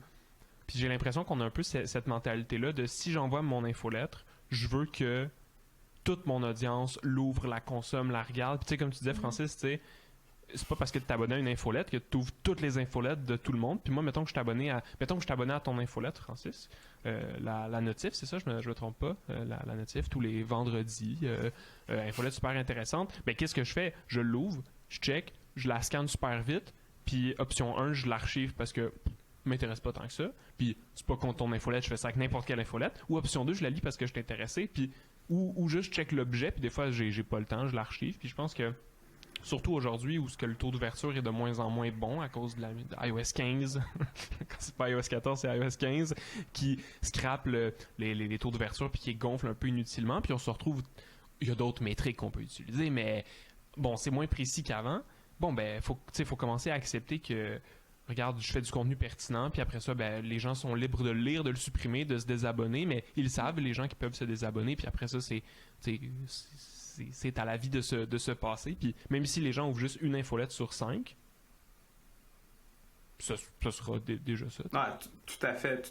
Puis moi, tu sais, comme tantôt Maud parlait du fait que ces TikTok a généré vraiment beaucoup comme d'engagement. Tu sais, moi, j'ai été vraiment surpris comme du feedback que j'ai eu du lancement de l'infolette. Tu sais, comme les gens qui te répondent pour te dire « Ah, merci, c'était vraiment intéressant » ou tu sais, comme... en tout cas, ça m'a vraiment surpris. Je ne m'attendais pas à ça. Mais ouais, c'est vraiment plaisant, moi, je trouve, comme tester les formats de contenu sur... Moi, je crée du contenu sur toutes les plateformes, là. Juste pour le plaisir de créer. Puis c'est tellement intéressant de voir, comme après ça, la réponse des gens, ou tu rencontres quelqu'un puis tu dis « Hey, t'es vraiment actif, tu crées vraiment beaucoup de contenu. » Tu sais, comme... Juste comme... Puis des fois, on l'oublie parce que ben, c'est pas tout le monde qui l'oublie. Là, je sais qu'il y a beaucoup de gens qui le font un peu plus avec les stats en tête ou les, tu sais, comme qui regardent leur like ou qui regardent leur nombre de views ou whatever. Tu sais, mais moi, je le fais vraiment dans un processus créatif parce que j'aime ça, créer du contenu. Puis on dirait que j'oublie des fois qu'il y a des gens qui le regardent, à part pour les commentaires. Puis, fait que c'est tout le temps surprenant de s'en faire parler. Je sais pas si vous vivez la même chose, là, mais... Ben, moi, j'ai pas reçu de réponse à mes infolettes. Moi, j'ai lancé mes trucs Nitro, là, que je vais aller rechercher certains des bons contenus sur TikTok ou sur Facebook qui ont fonctionné. Je vais partager des trucs que les gens devraient savoir, des articles, choses. C'est un peu comme un tout-ski, tu sais. J'ai pas de gens qui m'ont répondu, mais c'est ça, j'ai quand même un taux d'ouverture puis d'ouverture et de clics qui est quand même intéressant. Mais tu sais, moi, mon idée, c'était de juste de trouver une façon de garder le contact quand même avec les gens, puis que il y a des gens qui me disaient ton contenu est super pertinent, mais j'ai pas tout le temps de le faire, tu sais, parce que bon, c'est des choses qu'il faut que je fasse, fait que je la mets dans mes enregistrements, puis j'y reviens plus tard. Fait que là, dans le fond, l'idée, c'était de faire, ben, je te fais ça, tu l'as dans ta boîte de courriel, tu me fais un petit dossier avec mon nom, puis tu pitches là-dedans, tu sais. Mais moi, personnellement, pour les infolettes, ce que j'ai fait, parce que, genre, effectivement, on t'abonnait comme à beaucoup, puis à un moment donné, t'es comme, ben, il y a des trucs intéressants, mais ils sont durs à retrouver, puis j'étais écœurée de devoir ouvrir comme 72 courriels, j'ai comme un petit côté lâche. Je me suis fait conseiller Mailbrew, MAILBREW, qui est comme un agrégateur. Fait que là, t'as comme une adresse courriel avec ça, de Mailbrew, qui fait que tu peux t'abonner à comme 72 infolettes. Puis à chaque jour, moi, à chaque matin à 8h, je reçois une infolette avec toutes les infolettes qui ont été publiées, sont toutes centralisées à la même place. Puis je peux les grouper selon mes besoins. Fait que je me suis abonnée à ça, quelques petites chaînes YouTube et des podcasts que je suis. Fait que là, j'ai comme un résumé. Là, je scanne, je clique sur ce qui est intéressant, je lis ce que j'ai à lire. Je garde les pertinentes, je flush les autres. Puis voilà, ça a révolutionné ma vie. J'ai jamais autant lu d'infolettes que depuis que j'ai Mailbrew. J'adore ça comme outil pour vrai. Mailbrew, je connaissais pas. Sérieux, là, moi j'étais comme, je peux pas croire que j'ignorais. Je veux remercier Lauralie Moreau. C'est grâce à Lauralie qu'elle a parlé à Marc-André qui m'en a parlé. Si c'était pas de Lauralie, j'aurais jamais su que ça existait. Puis ça a vraiment changé ma vie. J'ai ouvert un 72e onglet sur mon ordi pour l'avoir. Ouais, c'est ça. Attends, je vais t'envoyer mon code d'affilié. Ah, c'est payant? Ah, ben là. Ben, il y a une version gratuite. Une version gratuite, je pense, puis une version. Moi, j'ai la version payante, je ne sais plus pour quelle raison. Mais écoute, c'est 5$ par mois. Là. Juste pour faciliter ma consommation de contenu, puis d'être capable de jamais rien rater. Tu peux plugger des fils RSS là-dessus, fait que des affaires génériques, c'est le fun.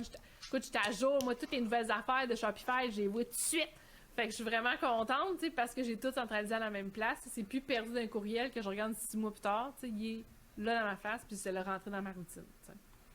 Ouais, c'est vrai que ça, c'est un truc où, les gens qui ont des infolettes, puis qui s'en servent comme création de contenu principal. Tu sais, mettons, nous, on plug nos articles, nos événements, pis ces trucs-là. Fait que c'est plus, tu nous suis puis tu veux pas manquer les trucs parce que tu vas pas regarder notre blog à tous les jours, c'est normal. Bon, ben, tu reçois ça là. Puis des fois, on a du contenu, mais c'est très rare que le contenu est créé pour l'infolette. Tu sais, c'est plus, il est mis dans l'infolette.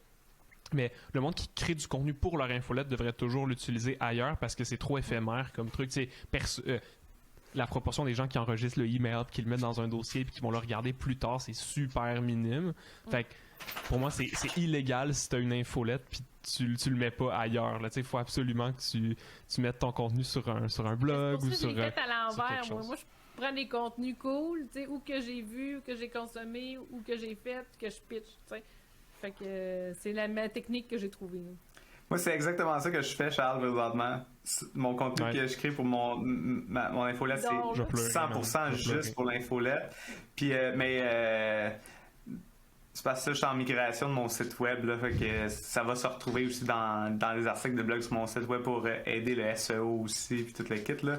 Mais présentement, mes premières, puis je voulais aussi comme tester, juste les garder exclusives dans l'infolette aussi pour voir comme l'impact ça aurait puis tout ça, mais je suis un peu d'accord avec toi là, mais tu pourrais juste mettre un lien en bas, genre un lien archive, tu sais, genre tu te fais une page archive cachée, tu sais, même au pire si tu voulais le garder super exclusif, puis tu fais en sorte que sur chaque email tu peux retrouver les anciens. Je pense que c'est pas genre Substack qui fait ça, ou tu sais, il y a des plateformes d'infolette que tu peux voir toutes les anciennes éditions. Ça pour moi c'est game changer parce que c'est comme ah oui, l'affaire que quelqu'un m'avait parlé, l'outil que tu m'avais présenté il y a 14 semaines. Ouais, mon Gmail, il le retrouve pas, qu'est-ce que je fais? Bon, ben je l'ai perdu, puis tant pis pour moi. Là, c'est un peu triste. Ouais. Mais ouais, ça fait partie de la to-do list qui est toujours aussi longue. C'est ça, être entrepreneur, savoir une to-do list infinie. C'est comme l'Infinity Loading, c'est les pages web, là, c'est le même principe. Fait que ta liste, tu penses que t'arrives au bout, t'as peu sa charge, il y en a 10 autres. T'as pas vu, tu vois le bout, non, c'est un lag, là, ça va continuer. Non, c'est pas le bout de sa charge, ça s'en vient, t'as peu.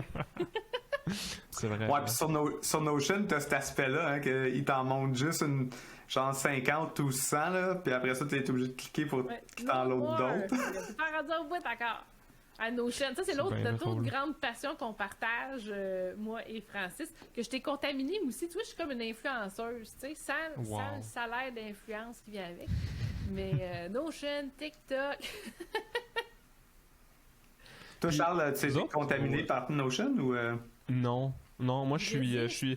J'ai pas TikTok, j'ai pas Notion. Je suis très conservateur sur mes outils de travail. Je suis comme un vieux monon qui veut pas que ça change, tu sais. Non, en fait, j'y vais surtout dans l'approche de tu sais, j'ai pas encore trouvé pourquoi migrer sur Notion ça ferait quelque chose de bénéfique par rapport à ce qu'on fait. Puis comme je suis pas tout seul maintenant, je peux plus être aussi rapide dans ben j'ai le goût, je trouve ça plus beau.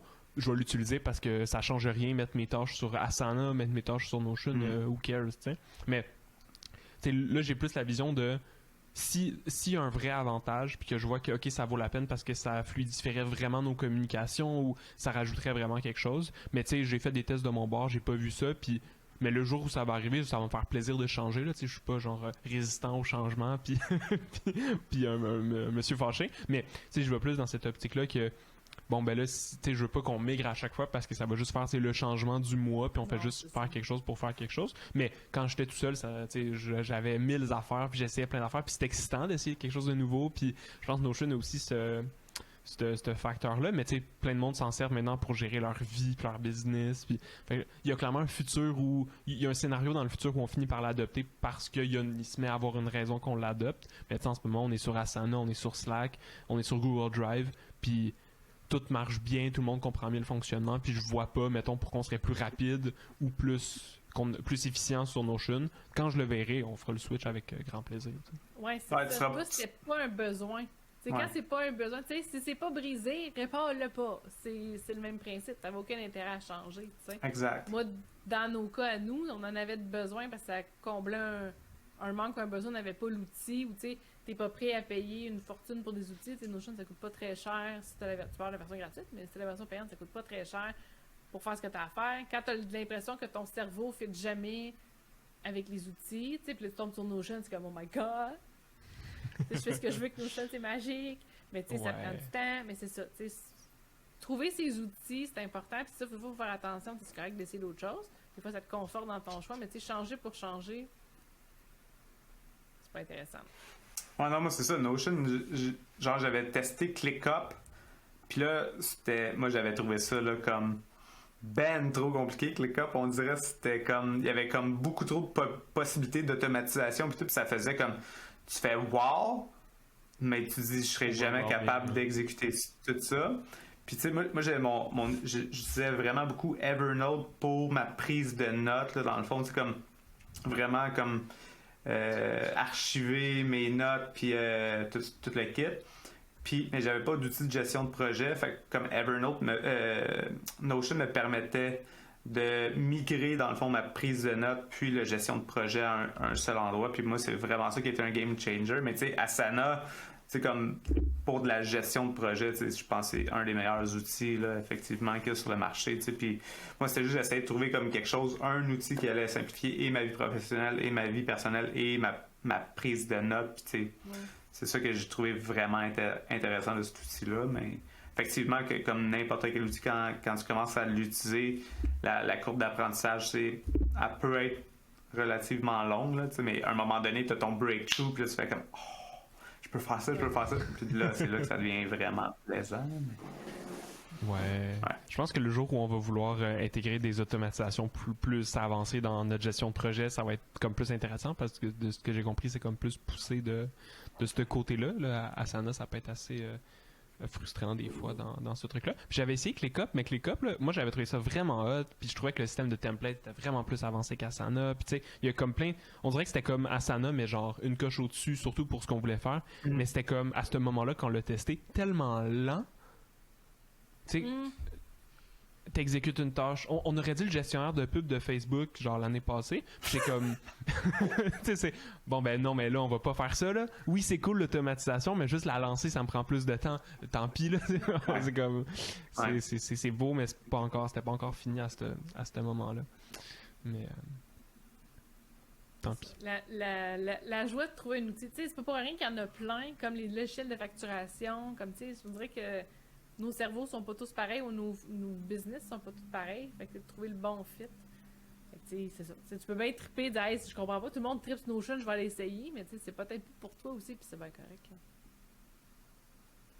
C'est bien vrai. On sait pas. Un jour, peut-être. Qui sait? Et oui. Puis je me demandais, vu qu'on vient de clore le sujet, mais tu sais, t'as parlé de infinite loading avec tu sais, t'as des tâches à l'infini, mais comment vous... tu sais, surtout, je suis curieux parce que les deux, vous êtes dans des domaines... nos domaines se ressemblent beaucoup, là, mais tu sais, ça évolue vite, puis faut être agile, puis faut bouger vite. Là, on peut pas genre se setuper un plan de 10 prochaines années, qu'est-ce qu'on fait, quelle action, quel budget, puis juste regarder la croissance aller ben normal. Là, et je pense à la COVID, où est-ce que ça vous a amené tous les deux des genres de semaines de folie. Et juste, même sans COVID, là, ou juste là, à la fin de COVID, puis les nouvelles technologies, puis là, on parlait de compétition au début, vous regardez on va dire, j'allais dire votre stratégie de croissance, mais vous regardez votre futur, on va dire, dans l'industrie puis dans ce que vous faites, sur quel genre d'horizon? Êtes-vous plus en mode qu'est-ce qui se passe dans les prochains mois, ou êtes-vous déjà en mode je vois déjà la fin de l'année, je sais déjà ce qui va se passer? Qu'est-ce que tu penses que Mathieu voudrait qu'on réponde, Francis? Ah mais non, mais là, il faut votre vraie réponse, là, sinon ça va être... Ben bon, je te laisse répondre en premier. Les femmes d'abord. Bah, t'es fin, merci. Je t'avoue que moi, dans mon parcours d'entrepreneur, j'ai toujours eu un parcours très, je dis, organique, ou dans le sens où moi, j'ai parti mon entreprise, je testais quelque chose. Je me suis dit, ça marche. Fait que j'ai continué. Puis je me suis dit, j'aimerais ça faire ça. Je suis allée faire ça. Puis après ça, j'aimerais ça, tu sais, j'aimerais ça, tu sais, je veux gagner le prix de ma chambre de commerce. Je suis allée gagner le prix de ma chambre de commerce. OK, ben, je veux faire du e-commerce. J'ai commencé à faire du e-commerce. OK, je veux me spécialiser en Shopify. Je fais ça, tu sais. Je me trouve un but à m'amener, puis j'y vais. J'ai une espèce de côté, je vois une opportunité, quelque chose qui me tente. Je suis très go with the flow, ce qui est très drôle parce que je suis comme très disciplinée, puis j'ai besoin de savoir ce que je m'en vais, puis de contrôle. Mais dans ma business, c'est comme, ben, je vais faire ça, puis ça a l'air cool, puis j'y vais, tu sais. Fait que j'ai de la misère à me projeter très loin, dans le sens où, je veux dire, là, en ce moment, je suis dans une année où je veux plus, je dis sécuriser, stabiliser mes affaires. Je suis dans une année de consolidation cette année. Fait qu'est-ce que je vois pour le futur? Honnêtement, je sais pas trop, mais en même temps, je sais pas ce que la technologie... Ce que moi, je vais avoir le goût de faire. Tu sais, peut-être que un moment donné, je vais me faire fuck it, je veux commencer à planter des carottes. Ouais. Fait que il y a un côté où je pense que je veux pas trop me stresser avec un horizon que ça me tentera peut-être plus. Tu sais, moi, j'ai décidé de me lancer parce que j'aimais faire les sites web, parce que j'aime ma job, parce que je sais que je suis bonne dans ce que je fais. Puis après ça, tu sais, go with the flow. Fait que je sais pas trop. Je sais qu'il faut que je pense au futur. Mathieu, si tu m'écoutes, je le sais. Il m'a dit que ça a l'air qu'à 50 ans, il fallait que je change d'idée. Fait que je vais voir. Je vais faire un plan jusqu'à mes 50 ans pour voir un plan de transition. Mais écoute, j'en ai rien que 35, puis il me semble que c'est comme dans 10 000 ans. Mais je sais pas. Je sais qu'il faudrait que je sois beaucoup plus structurée sur mon futur. Je le fais pas, mais je dors très bien. Fait que je pense que je sais pas trop quoi te répondre. J'ai envie de dire, tu sais, la technologie, elle change tellement vite que ça sert à rien de se faire un plan. Je sais pas ce que moi-même j'ai le goût de faire. Tu sais, maintenant, ça me tente plus, je ferais d'autres choses. Je me vois pas faire d'autres choses, mais en même temps, je sais pas. Tu sais, on va peut-être m'écœurer. Je sais pas. Puis Maud, tu gardes ça un œil, mettons, sur qu'est-ce qui se passe du côté e-commerce avec les outils de paiement un peu plus comme automatisé, de check-out automatisé, genre comme dans les business, les outils de paiement un peu plus liés à la NFT puis la crypto, genre. Mais je garde un œil là-dessus, je me questionne, je sais pas trop quelle barre ça va prendre. Là, la NFT, c'est le nouveau hype, puis là, Shopify investit là-dedans aussi. Ouais, c'est ça. On sent qu'il y a un mouvement pour ça. Comment ça va se concrétiser? Tu sais, Gérard, 57 ans, quand ça va être le temps de payer quelque chose sur Internet, il va-tu payer avec des NFT? Je ne sais pas. Il y a peut-être des NFT, tu sais, du monde, il y a peut-être des Gérards de 57 ans plus hot sur la crypto que d'autres, tu sais. Je ne sais pas. Je surveille ça. En même temps, on est vraiment dans un monde où on sent qu'on change un peu de vibe, tu sais, le métavers, la crypto-monnaie, toutes sortes d'affaires. Fait que là, on dirait que c'est pour ça que je me dis, moi, j'ai une idée de ce que je m'en vais avec mes projets à moi, mais je me laisse quand même de la marge de la technologie, elle change tellement vite, puis il peut arriver tellement de choses qu'à un moment donné, moi, l'important, c'est tant que je sois bien dans ce que je fais, je vais continuer. Mais je trouve ça difficile de me projeter, moi, dans le futur, en se disant, je vais faire ça, tu sais, mon plan, c'est ça, puis il va arriver ça. Je sais pas, je trouve ça trop difficile à évaluer. Maud a dit ça, là, mais pour vrai, là, elle est quand même super organisée, puis elle planifie quand même ses affaires, là, pour vrai, là, tu sais. On l'entend dire ça, puis on dirait qu'elle sait pas qu'est-ce qu'elle va faire la semaine prochaine, mais en réalité, tu sais, comme elle a vraiment une vision d'un bon 6 mois d'avance sur sa business, qu'elle sait qu'il y a telle affaire qu'elle va changer, puis qu'elle va améliorer, puis toute l'équipe, là, elle est vraiment organisée, là, tu sais. Moi, un jour, je suis pas rendu là. Je veux juste préciser ça parce que moi, je suis comme un peu l'inverse de Paul de ce côté-là. Parce que moi, non seulement je sais pas comme les next steps, mais je sais même pas qu'est-ce que je vais faire la semaine prochaine, mettons. Mais. C'est ça. Pour ça, c'est quand même drôle que je ris parce que, tu sais, Mathieu, il nous challenge les deux là-dessus. Tu sais, moi, dans le fait que passer, tu sais, parce que juste pour ceux qui nous écoutent, tu sais, Mathieu Dumont est notre coach d'affaires et à moi et à Francis. Puis toi aussi, Charles, t'as été coaché par Mathieu. Non, moi je l'haïs, je veux plus y parler. Tu l'haïs, arrête donc, c'est même pas vrai. Je veux plus qu'on prononce son nom sur le podcast. Moi, il me challenge, je veux dire, faut que tu vois plus loin que 6 mois, ou 6 mois, 1 an, mais je suis pas capable. Moi, je me mets un objectif à court terme, j'y vais. Puis après, c'est bon, qu'est-ce que je pourrais faire? Puis je me trouve un autre objectif, ok, parfait. Puis là, je me structure pour y aller, tu sais. Mais je suis très short term. Mais c'est ça. C'est difficile pour moi. On dirait que je suis comme, mais c'est parce que ça peut trop changer. Oui, ben, je pense que, tu sais, je sais pas vous autres, mais tu sais, on va dire que 6 mois, ça peut se faire assez précis. Tu peux prévoir tes projets, tu peux prévoir quelles actions tu vas faire, quelles priorités. À la limite, tu peux même te définir des objectifs de qu'est-ce que ça va donner, ces priorités-là, bon, whatever.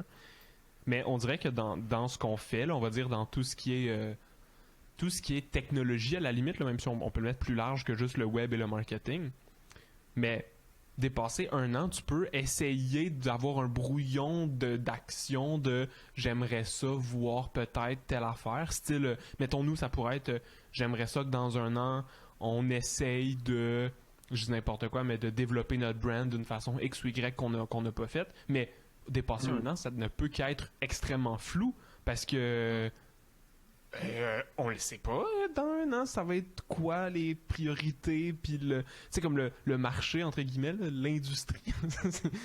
Facebook, va-tu tomber?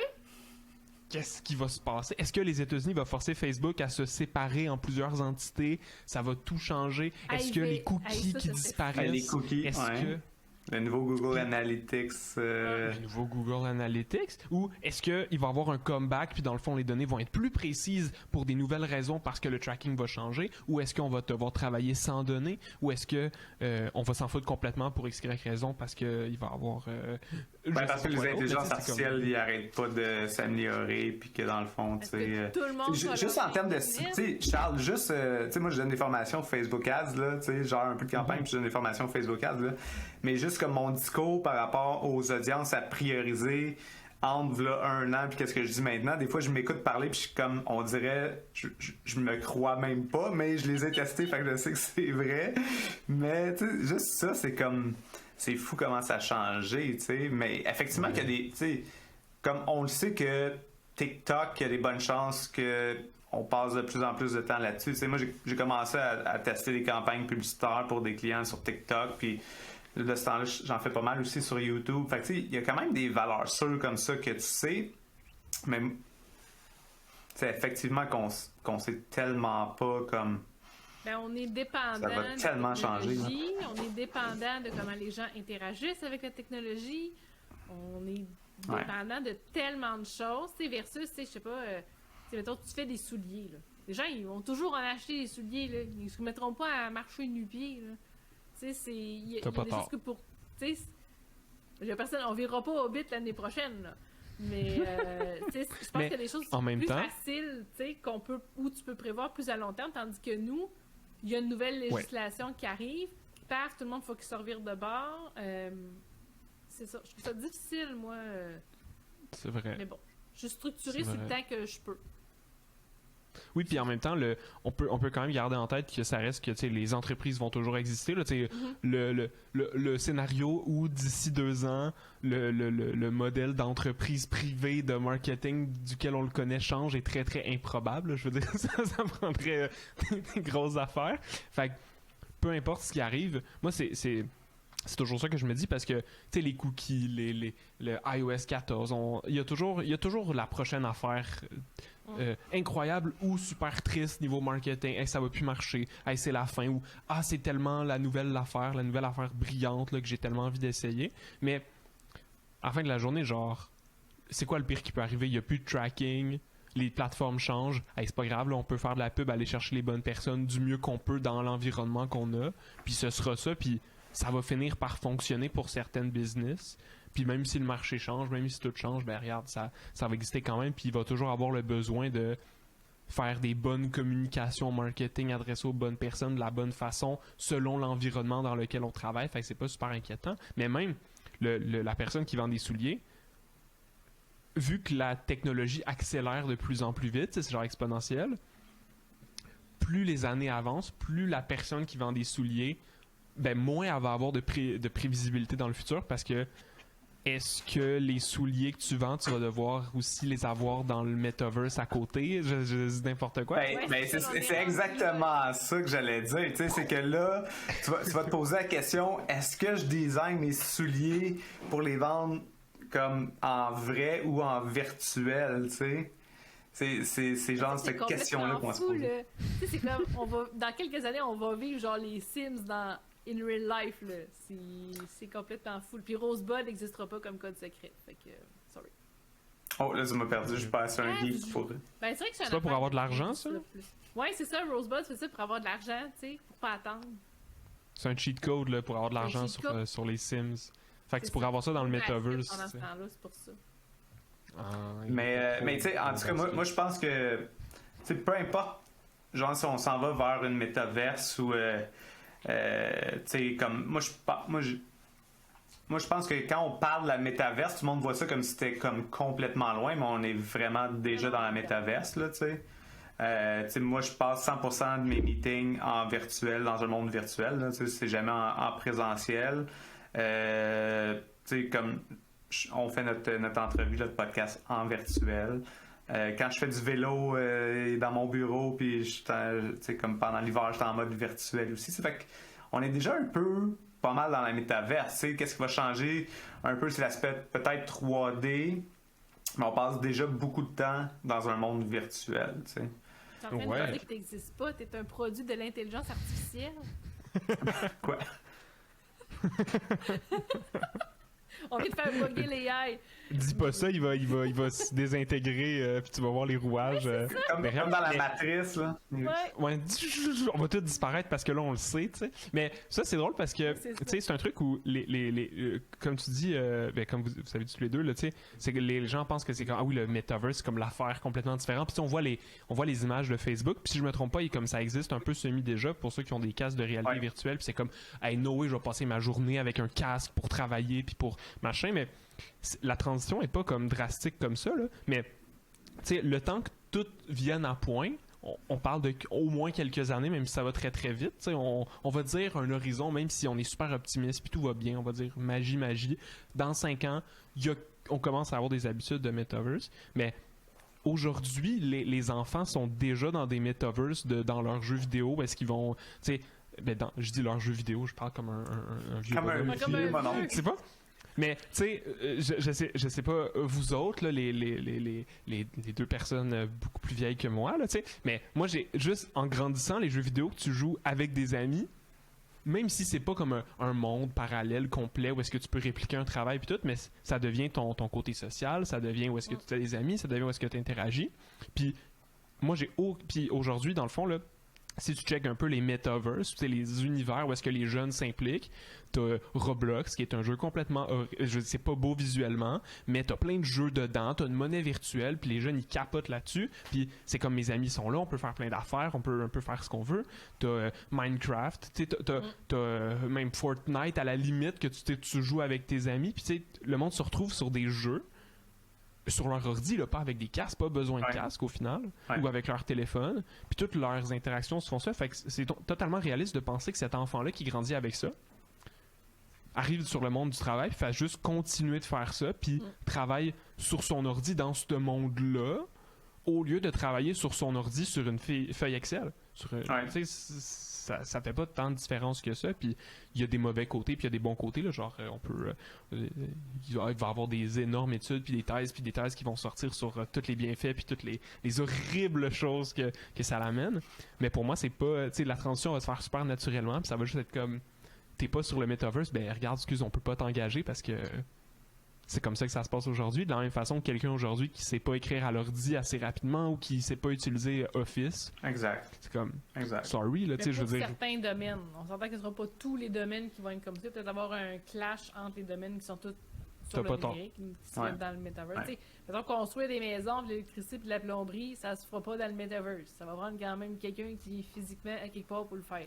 Tu sais. Non, mais eux autres, ils vont quand même avoir besoin de nous autres pour faire de la Ouais. pub dans la metaverse à Dans leur le clientèle. metaverse, ouais, c'est Parce qu'ils ont déjà de la misère, ce monde-là, à faire de la pub sur Facebook et sur Instagram. Là, fait que. Mais en même Imagine-toi temps, dans le metaverse. vraiment de besoin, dans le sens où, tu sais, mais ça, c'est un univers qui est complètement, tu sais, différent du nôtre ou de beaucoup de nos clients, tu sais. Cette gang-là, qui sont dans des métiers beaucoup plus traditionnels, ça va être il y a beaucoup de bouche à oreille. C'est plutôt ça le moteur. Ils ont fait une bonne job, ça s'est bien fait, ils n'ont pas payé trop cher.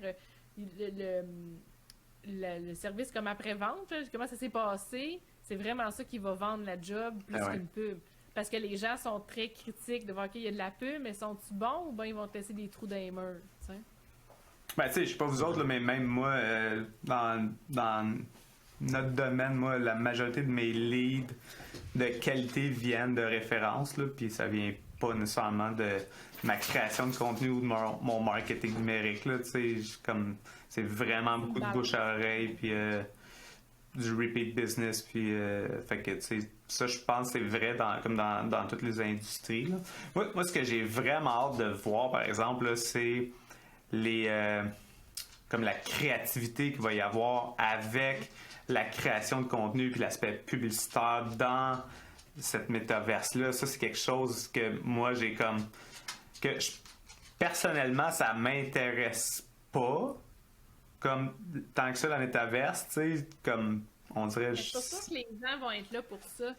Mais... Moi, les gens, ils vont créer, tout dépendant de ce qu'ils font, tu sais, ils vont leur faire une action où ils ont comme leur petit appart dans le metaverse dans lequel ils mettent leurs petites affaires, leurs NFT, des affaires-là, tu sais, dans l'image plus sim du metaverse.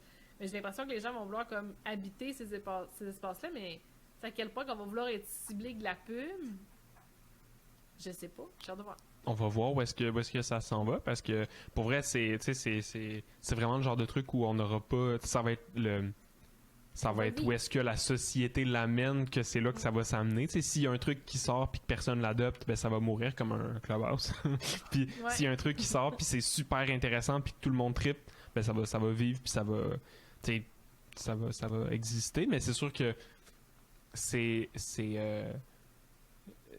hautement probable que la publicité ou une forme de monétisation par l'audience existe sur ces trucs-là, sauf s'ils trouvent une façon différente que quand tu vas sur le metaverse, ben ton ordi il mine une crypto puis là ça lui fait faire de l'argent. Fait que je sais pas dans Ouais. quelle autre Ouais. monétisation alternative ça peut arriver, mais on va voir où est-ce que ça va. Puis moi je suis pas pressé d'aller là parce que je sais que c'est l'horizon très très court terme n'existe pas vraiment, puis c'est plus très early adopter, puis très j'ai mon casque de réalité virtuelle puis c'est très cool, puis j'essaie des trucs, mais c'est loin d'être mainstream, puis on aura même si ça se fait sur un an, même si c'est super vite, parce qu'un an, là, adopter ça sur un an, c'est super rapide, on va le voir se dérouler, puis on va être capable de sauter ou de décider que ça vaut pas la peine, ou on fait quelque chose, on fait pas quelque chose. C'est pas comme si c'était genre, d'ici fin 2022, si tu sautes pas dans le train, tu l'as complètement manqué, parce que si ça existe, ça va être là pour exister longtemps. Donc, Ouais, tu sais, puis à la fin de la journée, là, on continue de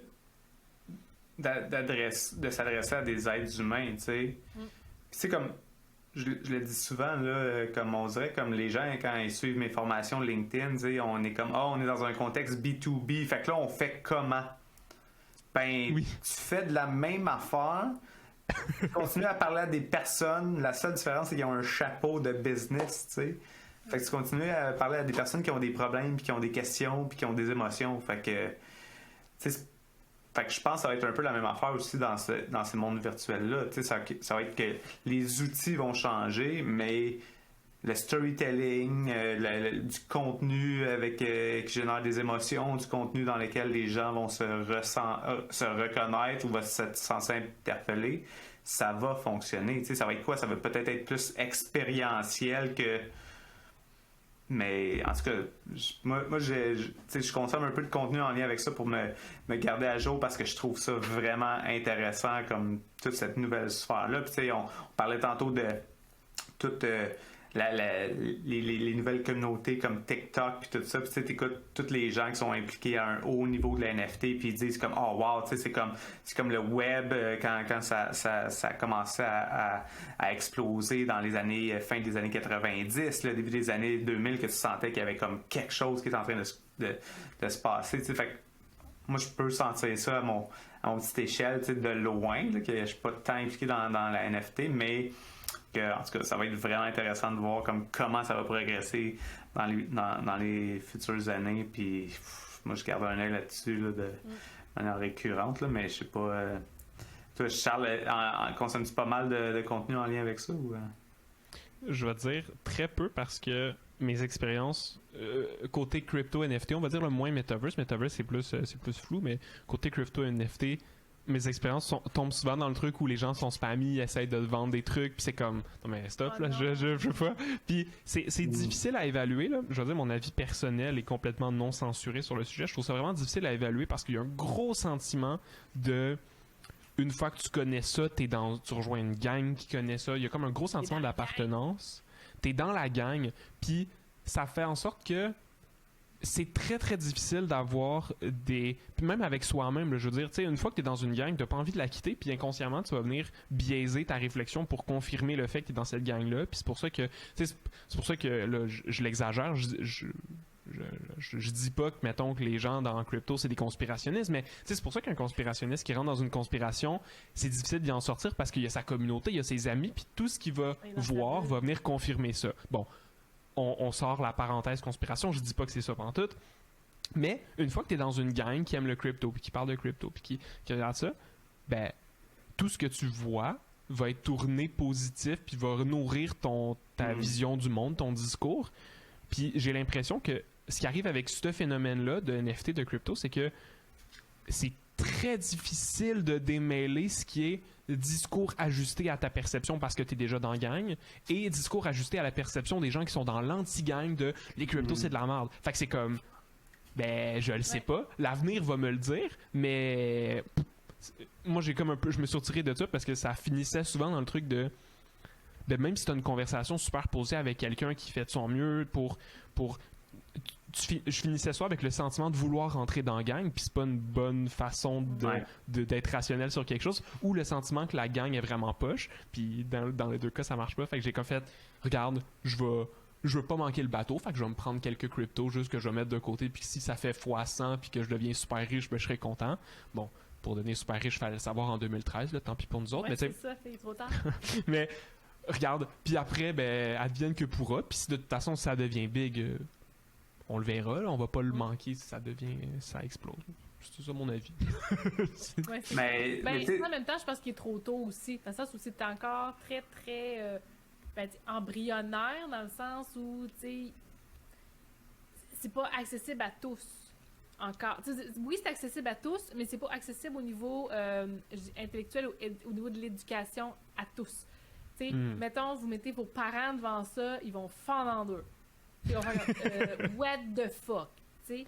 Donc, je pense qu'il y a un côté, il manque encore un peu de clarté autour de tout ça. Puis je trouve ça le fun de t'entendre dire, enfin, moi, je suis comme ni d'un bord ni de l'autre. Je suis assis à la clôture, puis je regarde la game se jouer. Puis je trouve ça intéressant et sage de ta part. Je sais pas. J'aurai peut-être tort après, puis dans le fond, tu sais, on va regarder ça, puis on va rire parce que c'était tellement évident quand on regarde en arrière que c'était the new thing, mais tu sais. Ouais, mais tu sais, c'est pas bien grave. Ça après, mais tu sais, on peut pas, tu sais, là, en ce moment-là, on peut pas le savoir. On n'est pas trop sûr de quel bord ça va partir. Ouais, ben c'est pour ça que, tu sais, la clé, c'est ça. Moi, je suis exactement dans la même position que toi, Charles, dans le sens que comme je me garde à jour, j'apprends un peu là-dessus, puis dans le fond, tu sais, j'ai pas un plan clair avec ça. J'ai mis un peu d'argent, j'ai perdu un peu d'argent, puis ça me stresse pas plus que ça, puis j'attends, tu sais, on va voir comment ça va se passer, mais c'est vrai que peu importe de quoi tu parles, tu sais, parce que là, c'est drôle parce qu'on parle de ça, mais c'est la même affaire avec l'investissement, tu sais. C'est comme, là, tu parles d'investissement avec quelqu'un, il va dire que qu'est-ce que lui prend comme investissement, c'est le mieux. Puis, comme, peu importe à qui tu vas parler, genre, tout ce monde-là, ça perd jamais d'argent là, avec leur choix, puis leur pic, puis leur ci, puis leur ça, tu sais. Fait que c'est un peu la même affaire avec la crypto, les NFT, puis comme les gens qui sont convaincus, justement, ils t'en parlent, puis ils disent, ah, c'est ça qui est le mieux, puis toute l'équipe, tu sais, ils ont comme tout lu là-dessus, mais. On le sait tous pas, là. Faut juste comme y aller avec comme ok notre instinct, puis comme y aller de manière comme réfléchie. Mais c'est tellement drôle comme c'est la même affaire là, la NFT, le vaccin, les finances.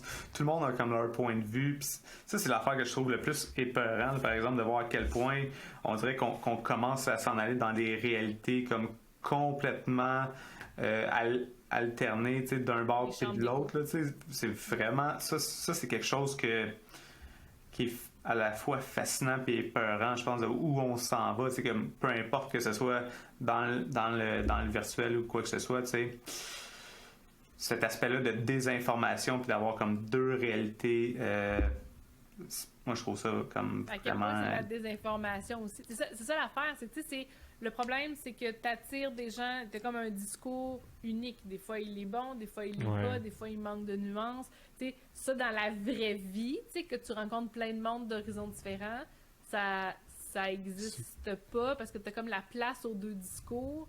Puis tout le monde, tandis que là, sinon, tu peux juste dans la gang de tout le monde qui pense noir ou tout le monde qui pense blanc. Puis là, les blancs disent les noirs non, les noirs disent les blancs, puis on s'en sort pas, tu sais. Je pense que c'est effectivement une des choses qu'il faudra peut-être trouver une solution dans le futur, parce que si on continue dans le metaverse, des choses comme ça, où on va faut corriger l'algorithme. Faut corriger l'algorithme pour qu'il y ait un peu de tout. Puis de continuer de miser sur la pensée critique, puis que, tu sais, c'est pas tout noir ou c'est pas tout blanc, puis qu'il y a un entre-deux, tu sais. Ouais, puis c'est drôle parce que tu parlais d'investissement, Francis, mais au final, l'investissement en argent, mais aussi l'investissement en effort, là, le nombre de personnes à qui tu peux parler qui ont, je dis n'importe quoi, là, mais qui trouvent une méthode marketing ou qui trouvent une façon de faire, puis qui disent je vais la faire pour ma business, qui commence, puis tu sais, ça marche pas vraiment, puis d'un point de vue extérieur, tu vois bien que c'est pas nécessairement la bonne chose pour eux où ce qu'ils sont, mais ils ont mis de l'effort, fait que c'est biais de confirmation, mon cerveau justifie mes actions précédentes, donc c'était forcément la bonne chose que j'ai faite.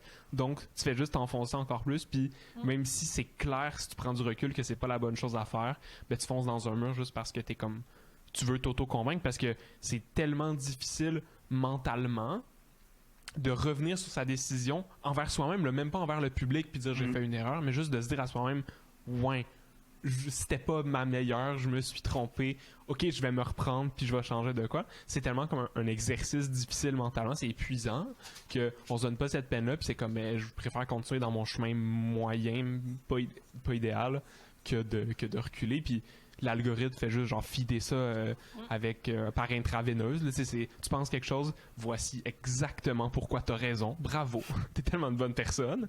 Tu penses quelque chose d'autre, voici exactement pourquoi t'es une bonne personne aussi. Puis voici tout ce qui prouve que t'as totalement raison. Mais en même temps, ça c'est un truc aussi là. Je sais pas c'est quoi votre avis là-dessus là, mais c'est pas tant. Tu sais, il y en a beaucoup qui vont dire les bulles de filtre, ce genre de choses-là. Motadine, c'est Facebook qui a fait ça pour nous garder puis machin. Mais faut se rappeler que c'est l'être humain qui veut ça aussi, tu sais. On a ce désir-là de... En fait, tu m'écoutais parler, là, puis c'est exactement là que je m'en allais, parce que je suis comme... Tu sais, qu'est-ce qui fait que c'est les contenus polarisants qui fonctionnent bien?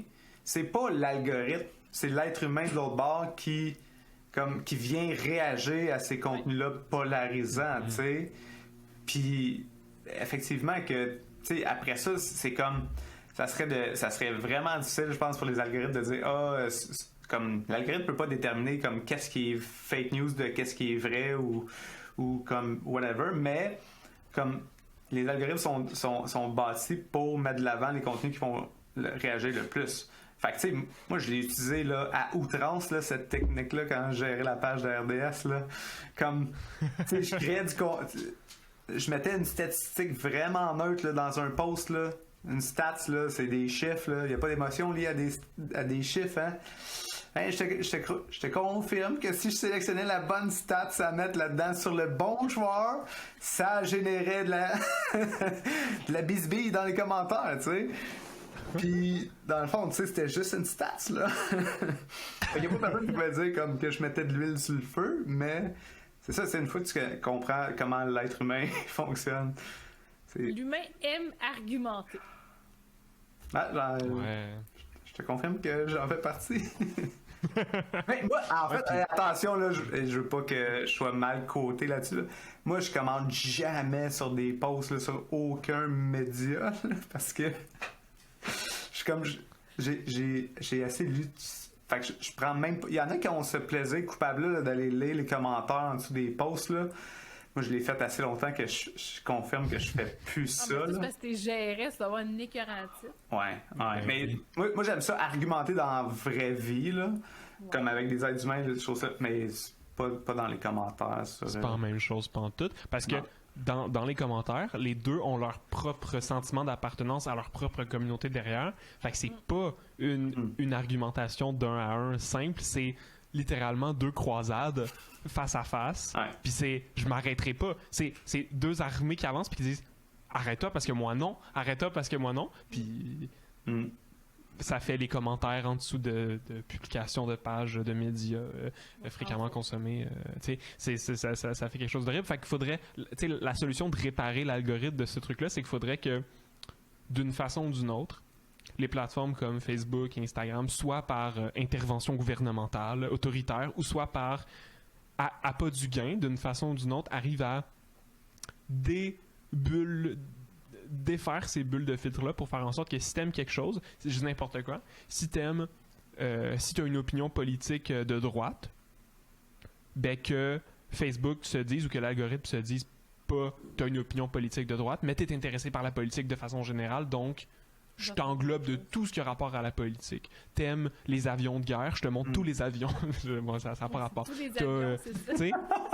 De venir te montrer comme un genre de 360, sauf que eux sont pas incités à faire ça parce que t'es des opinions qui t'aimes moins, tu consommerais moins, tu t'interagirais moins, fait que tu serais moins porté à rester. Pareil sur TikTok, tu sais. Si t'as rien que du contenu qui t'intéresse moyen au lieu du contenu qui t'intéresse beaucoup, ben tu restes moins. Fait qu'il y a comme le marché veut pas ça, fait que c'est difficile de le faire changer. Fait que je sais pas quelle transition ça prendrait pour que les plateformes puis les grands contrôleurs de notre attention veulent vraiment changer ça parce que c'est pas dans leur avantage, parce que c'est pas dans l'avantage d'inconscient des gens. T'sais. Genre un message quand tu t'apprêtes à poster là, qui dit est-ce que ta mère serait fière de ce que tu es en train d'écrire? Tu dois te dire oui ou non. Ouais. Ah, mais les ados, là, ils veulent juste faire chier leurs parents, là. Ce message-là, ça va les forcer à poster autre chose. Ouais, c'est ça. Ils vont faire comme oui. C'est ça. C'est là, le message s'est pas affiché. Bon, ben, je posterai pas de bord. Puis quand le message s'affiche, ouais, ta mère, elle voudrait pas. Let's go.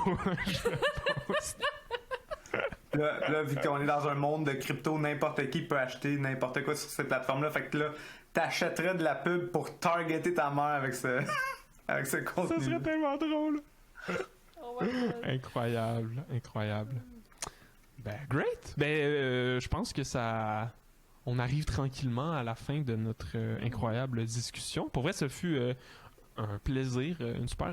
J'ai pas vu le temps passer, là, je sais pas vous, mais... C'était vraiment cool. C'était très cool. Ouais. Ça passe tellement vite, ces conversations-là. Tu sais, comme, qu'est-ce qui est intéressant aussi, c'est de voir comme, le parcours de chacun, tu sais, là-dedans, puis comme à quel point, tu sais, ça vient un peu... comme nous donner un point de vue de chacun de nos opinions sur une foule de sujets, puis que dans le fond, ça se recoupe tout parce qu'on a comme des expériences complémentaires dans nos domaines, mais qu'on voit que on voit un peu toute la même vision des choses, dans le fond, par rapport au futur des plateformes. Puis, Totalement. Ben, merci beaucoup pour votre temps. C'était super cool. Je sais pas si vous avez une plug à faire. Où est-ce qu'on peut vous retrouver? Qu'est-ce qui arrive pour vous? Pour les 3 personnes qui vont être rendues jusqu'au bout des 1h30, 1h40. Parce que c'est ça, le truc, tu le gardes au complet, tu coupes pas, là. Ah non, je coupe rien. Tu coupes rien. À part le bas du milieu, là. le bout du milieu parce que tu t'es mis à sacrer contre tes clients puis t'as nommé des noms. Là, ça, je l'ai Ok. coupé, là, C'est inquiète-toi pas. gentil, merci. C'est pas vrai, hein, pour ceux qui nous écoutent, Maud, elle a pas fait ça. Non, j'ai pas fait ça. Fait qu'on on remercie les 3 personnes qui vont s'être rendues jusqu'au bout. Hein. De mon côté, si vous voulez venir voir qu'est-ce que je fais sur TikTok, pourquoi j'ai autant de fun, c'est miss.nitro sur TikTok. Puis si jamais vous êtes une entreprise qui est dans le e-commerce, qui veut avoir des trucs, j'ai mon infolette aussi, mon infolette VIP, dans lequel j'ai des trucs 2 fois par mois. Des trucs concrets, faciles à mettre en place, puis qui font une différence dans vos business. Puis sinon, j'ai mon entreprise, nitromedia.ca. Moi, j'aime Shopify d'amour. Wow. C'est un beau pitch, Maud. On dirait quasiment que tu l'avais pratiqué. Même pas! Moi, je Non. suis bonne on the spot. Essaye ça. de battre ça, Francis. Essaye de Vas-y. battre ça, oui. Yes, Ouais. sac. Moi, dans le fond, je vous invite à visiter mon site web, francisjeté.ca. Vous allez avoir toute l'information sur les formations que je donne en lien avec les différentes plateformes médias sociaux. Mais surtout, vous allez pouvoir vous abonner à l'infolette La Notif, où est-ce que je fais un survol des grosses nouvelles dans le monde des médias sociaux et des plateformes numériques. Puis, dans le fond, je vous tease un peu, mais j'ai des annonces qui s'en viennent. Peut-être le retour de mon podcast, le Social Show. Que je vais ramener, où est-ce qu'on va jaser avec des créateurs de contenu d'ici. Puis que dans le fond, on va essayer de lever le voile, dans le fond, sur le behind the scenes, de leur processus de création de contenu, les outils qu'ils utilisent, tout ça. Fait que ça, c'est comme quelque chose que je suis en train de travailler, mais je dis pas comme quand est-ce que ça va sortir. Il faut s'abonner à l'infolette pour le savoir. Puis, j'ai un autre projet un peu plus secret sur lequel je suis en train de travailler aussi. Mais là, je peux pas en dire trop parce que Un c'est mot. une surprise. Un une mot. surprise. Un petit tease, là. C'est en lien avec la création de contenu aussi. OK. On a quelque chose, c'est bon. On a On quelque sait que c'est chose. pas du basket. C'est pas le retour de ton site puis de vente d'équipement de basket. Non, ça c'est. Ça aurait été vraiment hot, par exemple. Genre, en mode, je le refais 10 ans plus tard, le comeback, puis... Ouais, hein. Tu viens c'est de quelque lancer chose, sur un nouveau projet, là. C'est pas bon de me donner des idées de même. C'est pas Mais bon. non, pour vrai, j'ai. Là, je vais donner émotionnel, mais pour vrai, j'ai fermé un peu la porte au monde du basketball cette année. Avant, j'animais des webdivisions de basketball. Je faisais du play-by-play Ok. pour du basketball universitaire, collégial. Tu sais, j'avais la chance d'aller aux championnats nationaux, universitaires, tout le kit pour faire les webdivisions. Puis là, cette année, j'ai comme pris officiellement ma retraite de ce travail-là que je faisais. Fait que ça a été comme une décision difficile. Mais tu sais, vous savez comment c'est. Hein, tu sais, nos entreprises sont importantes. On doit investir vraiment beaucoup de temps, beaucoup d'énergie, puis d'énergie mentale. Fait que, à un moment donné, faut prendre des décisions comme ça. Fait que cette année, moi, j'ai pris cette décision-là de mettre ça de côté. Puis là, même la semaine passée, j'ai eu une invitation pour aller faire le travail au championnat provincial collégial. Puis là, j'étais comme... Ça me tentait, mais j'ai dit T'as non. dit non. T'as fait ce Fière de toi, sacrifice. good job. Ouais, faut prioriser. Wow. Ouais, Ben. fait que, voilà. On te souhaite la meilleure des chances dans ce deuil. J'ai-tu overdo, là? C'était too much? Moi, je m'attendais pas c'était ta meilleure chance dans ton deuil, dans tes projets, non dans ton deuil. Ben, un gros merci. Puis Ça fait plaisir. on se retrouve une prochaine fois. Yes. Merci beaucoup d'avoir écouté l'épisode au complet. Si tu veux en apprendre plus sur nos 2 invités, tout va être dans la description. Tu vas pouvoir retrouver les différents liens de ce qu'on a parlé. Et si tu as apprécié ton expérience, que tu as aimé le podcast, ça nous ferait vraiment plaisir si tu pouvais aller sur Spotify ou sur Apple Podcast, nous donner un petit 5 étoiles, donner ton avis, puis même nous suggérer différents invités pour les prochains épisodes. Passe une belle journée. Salut!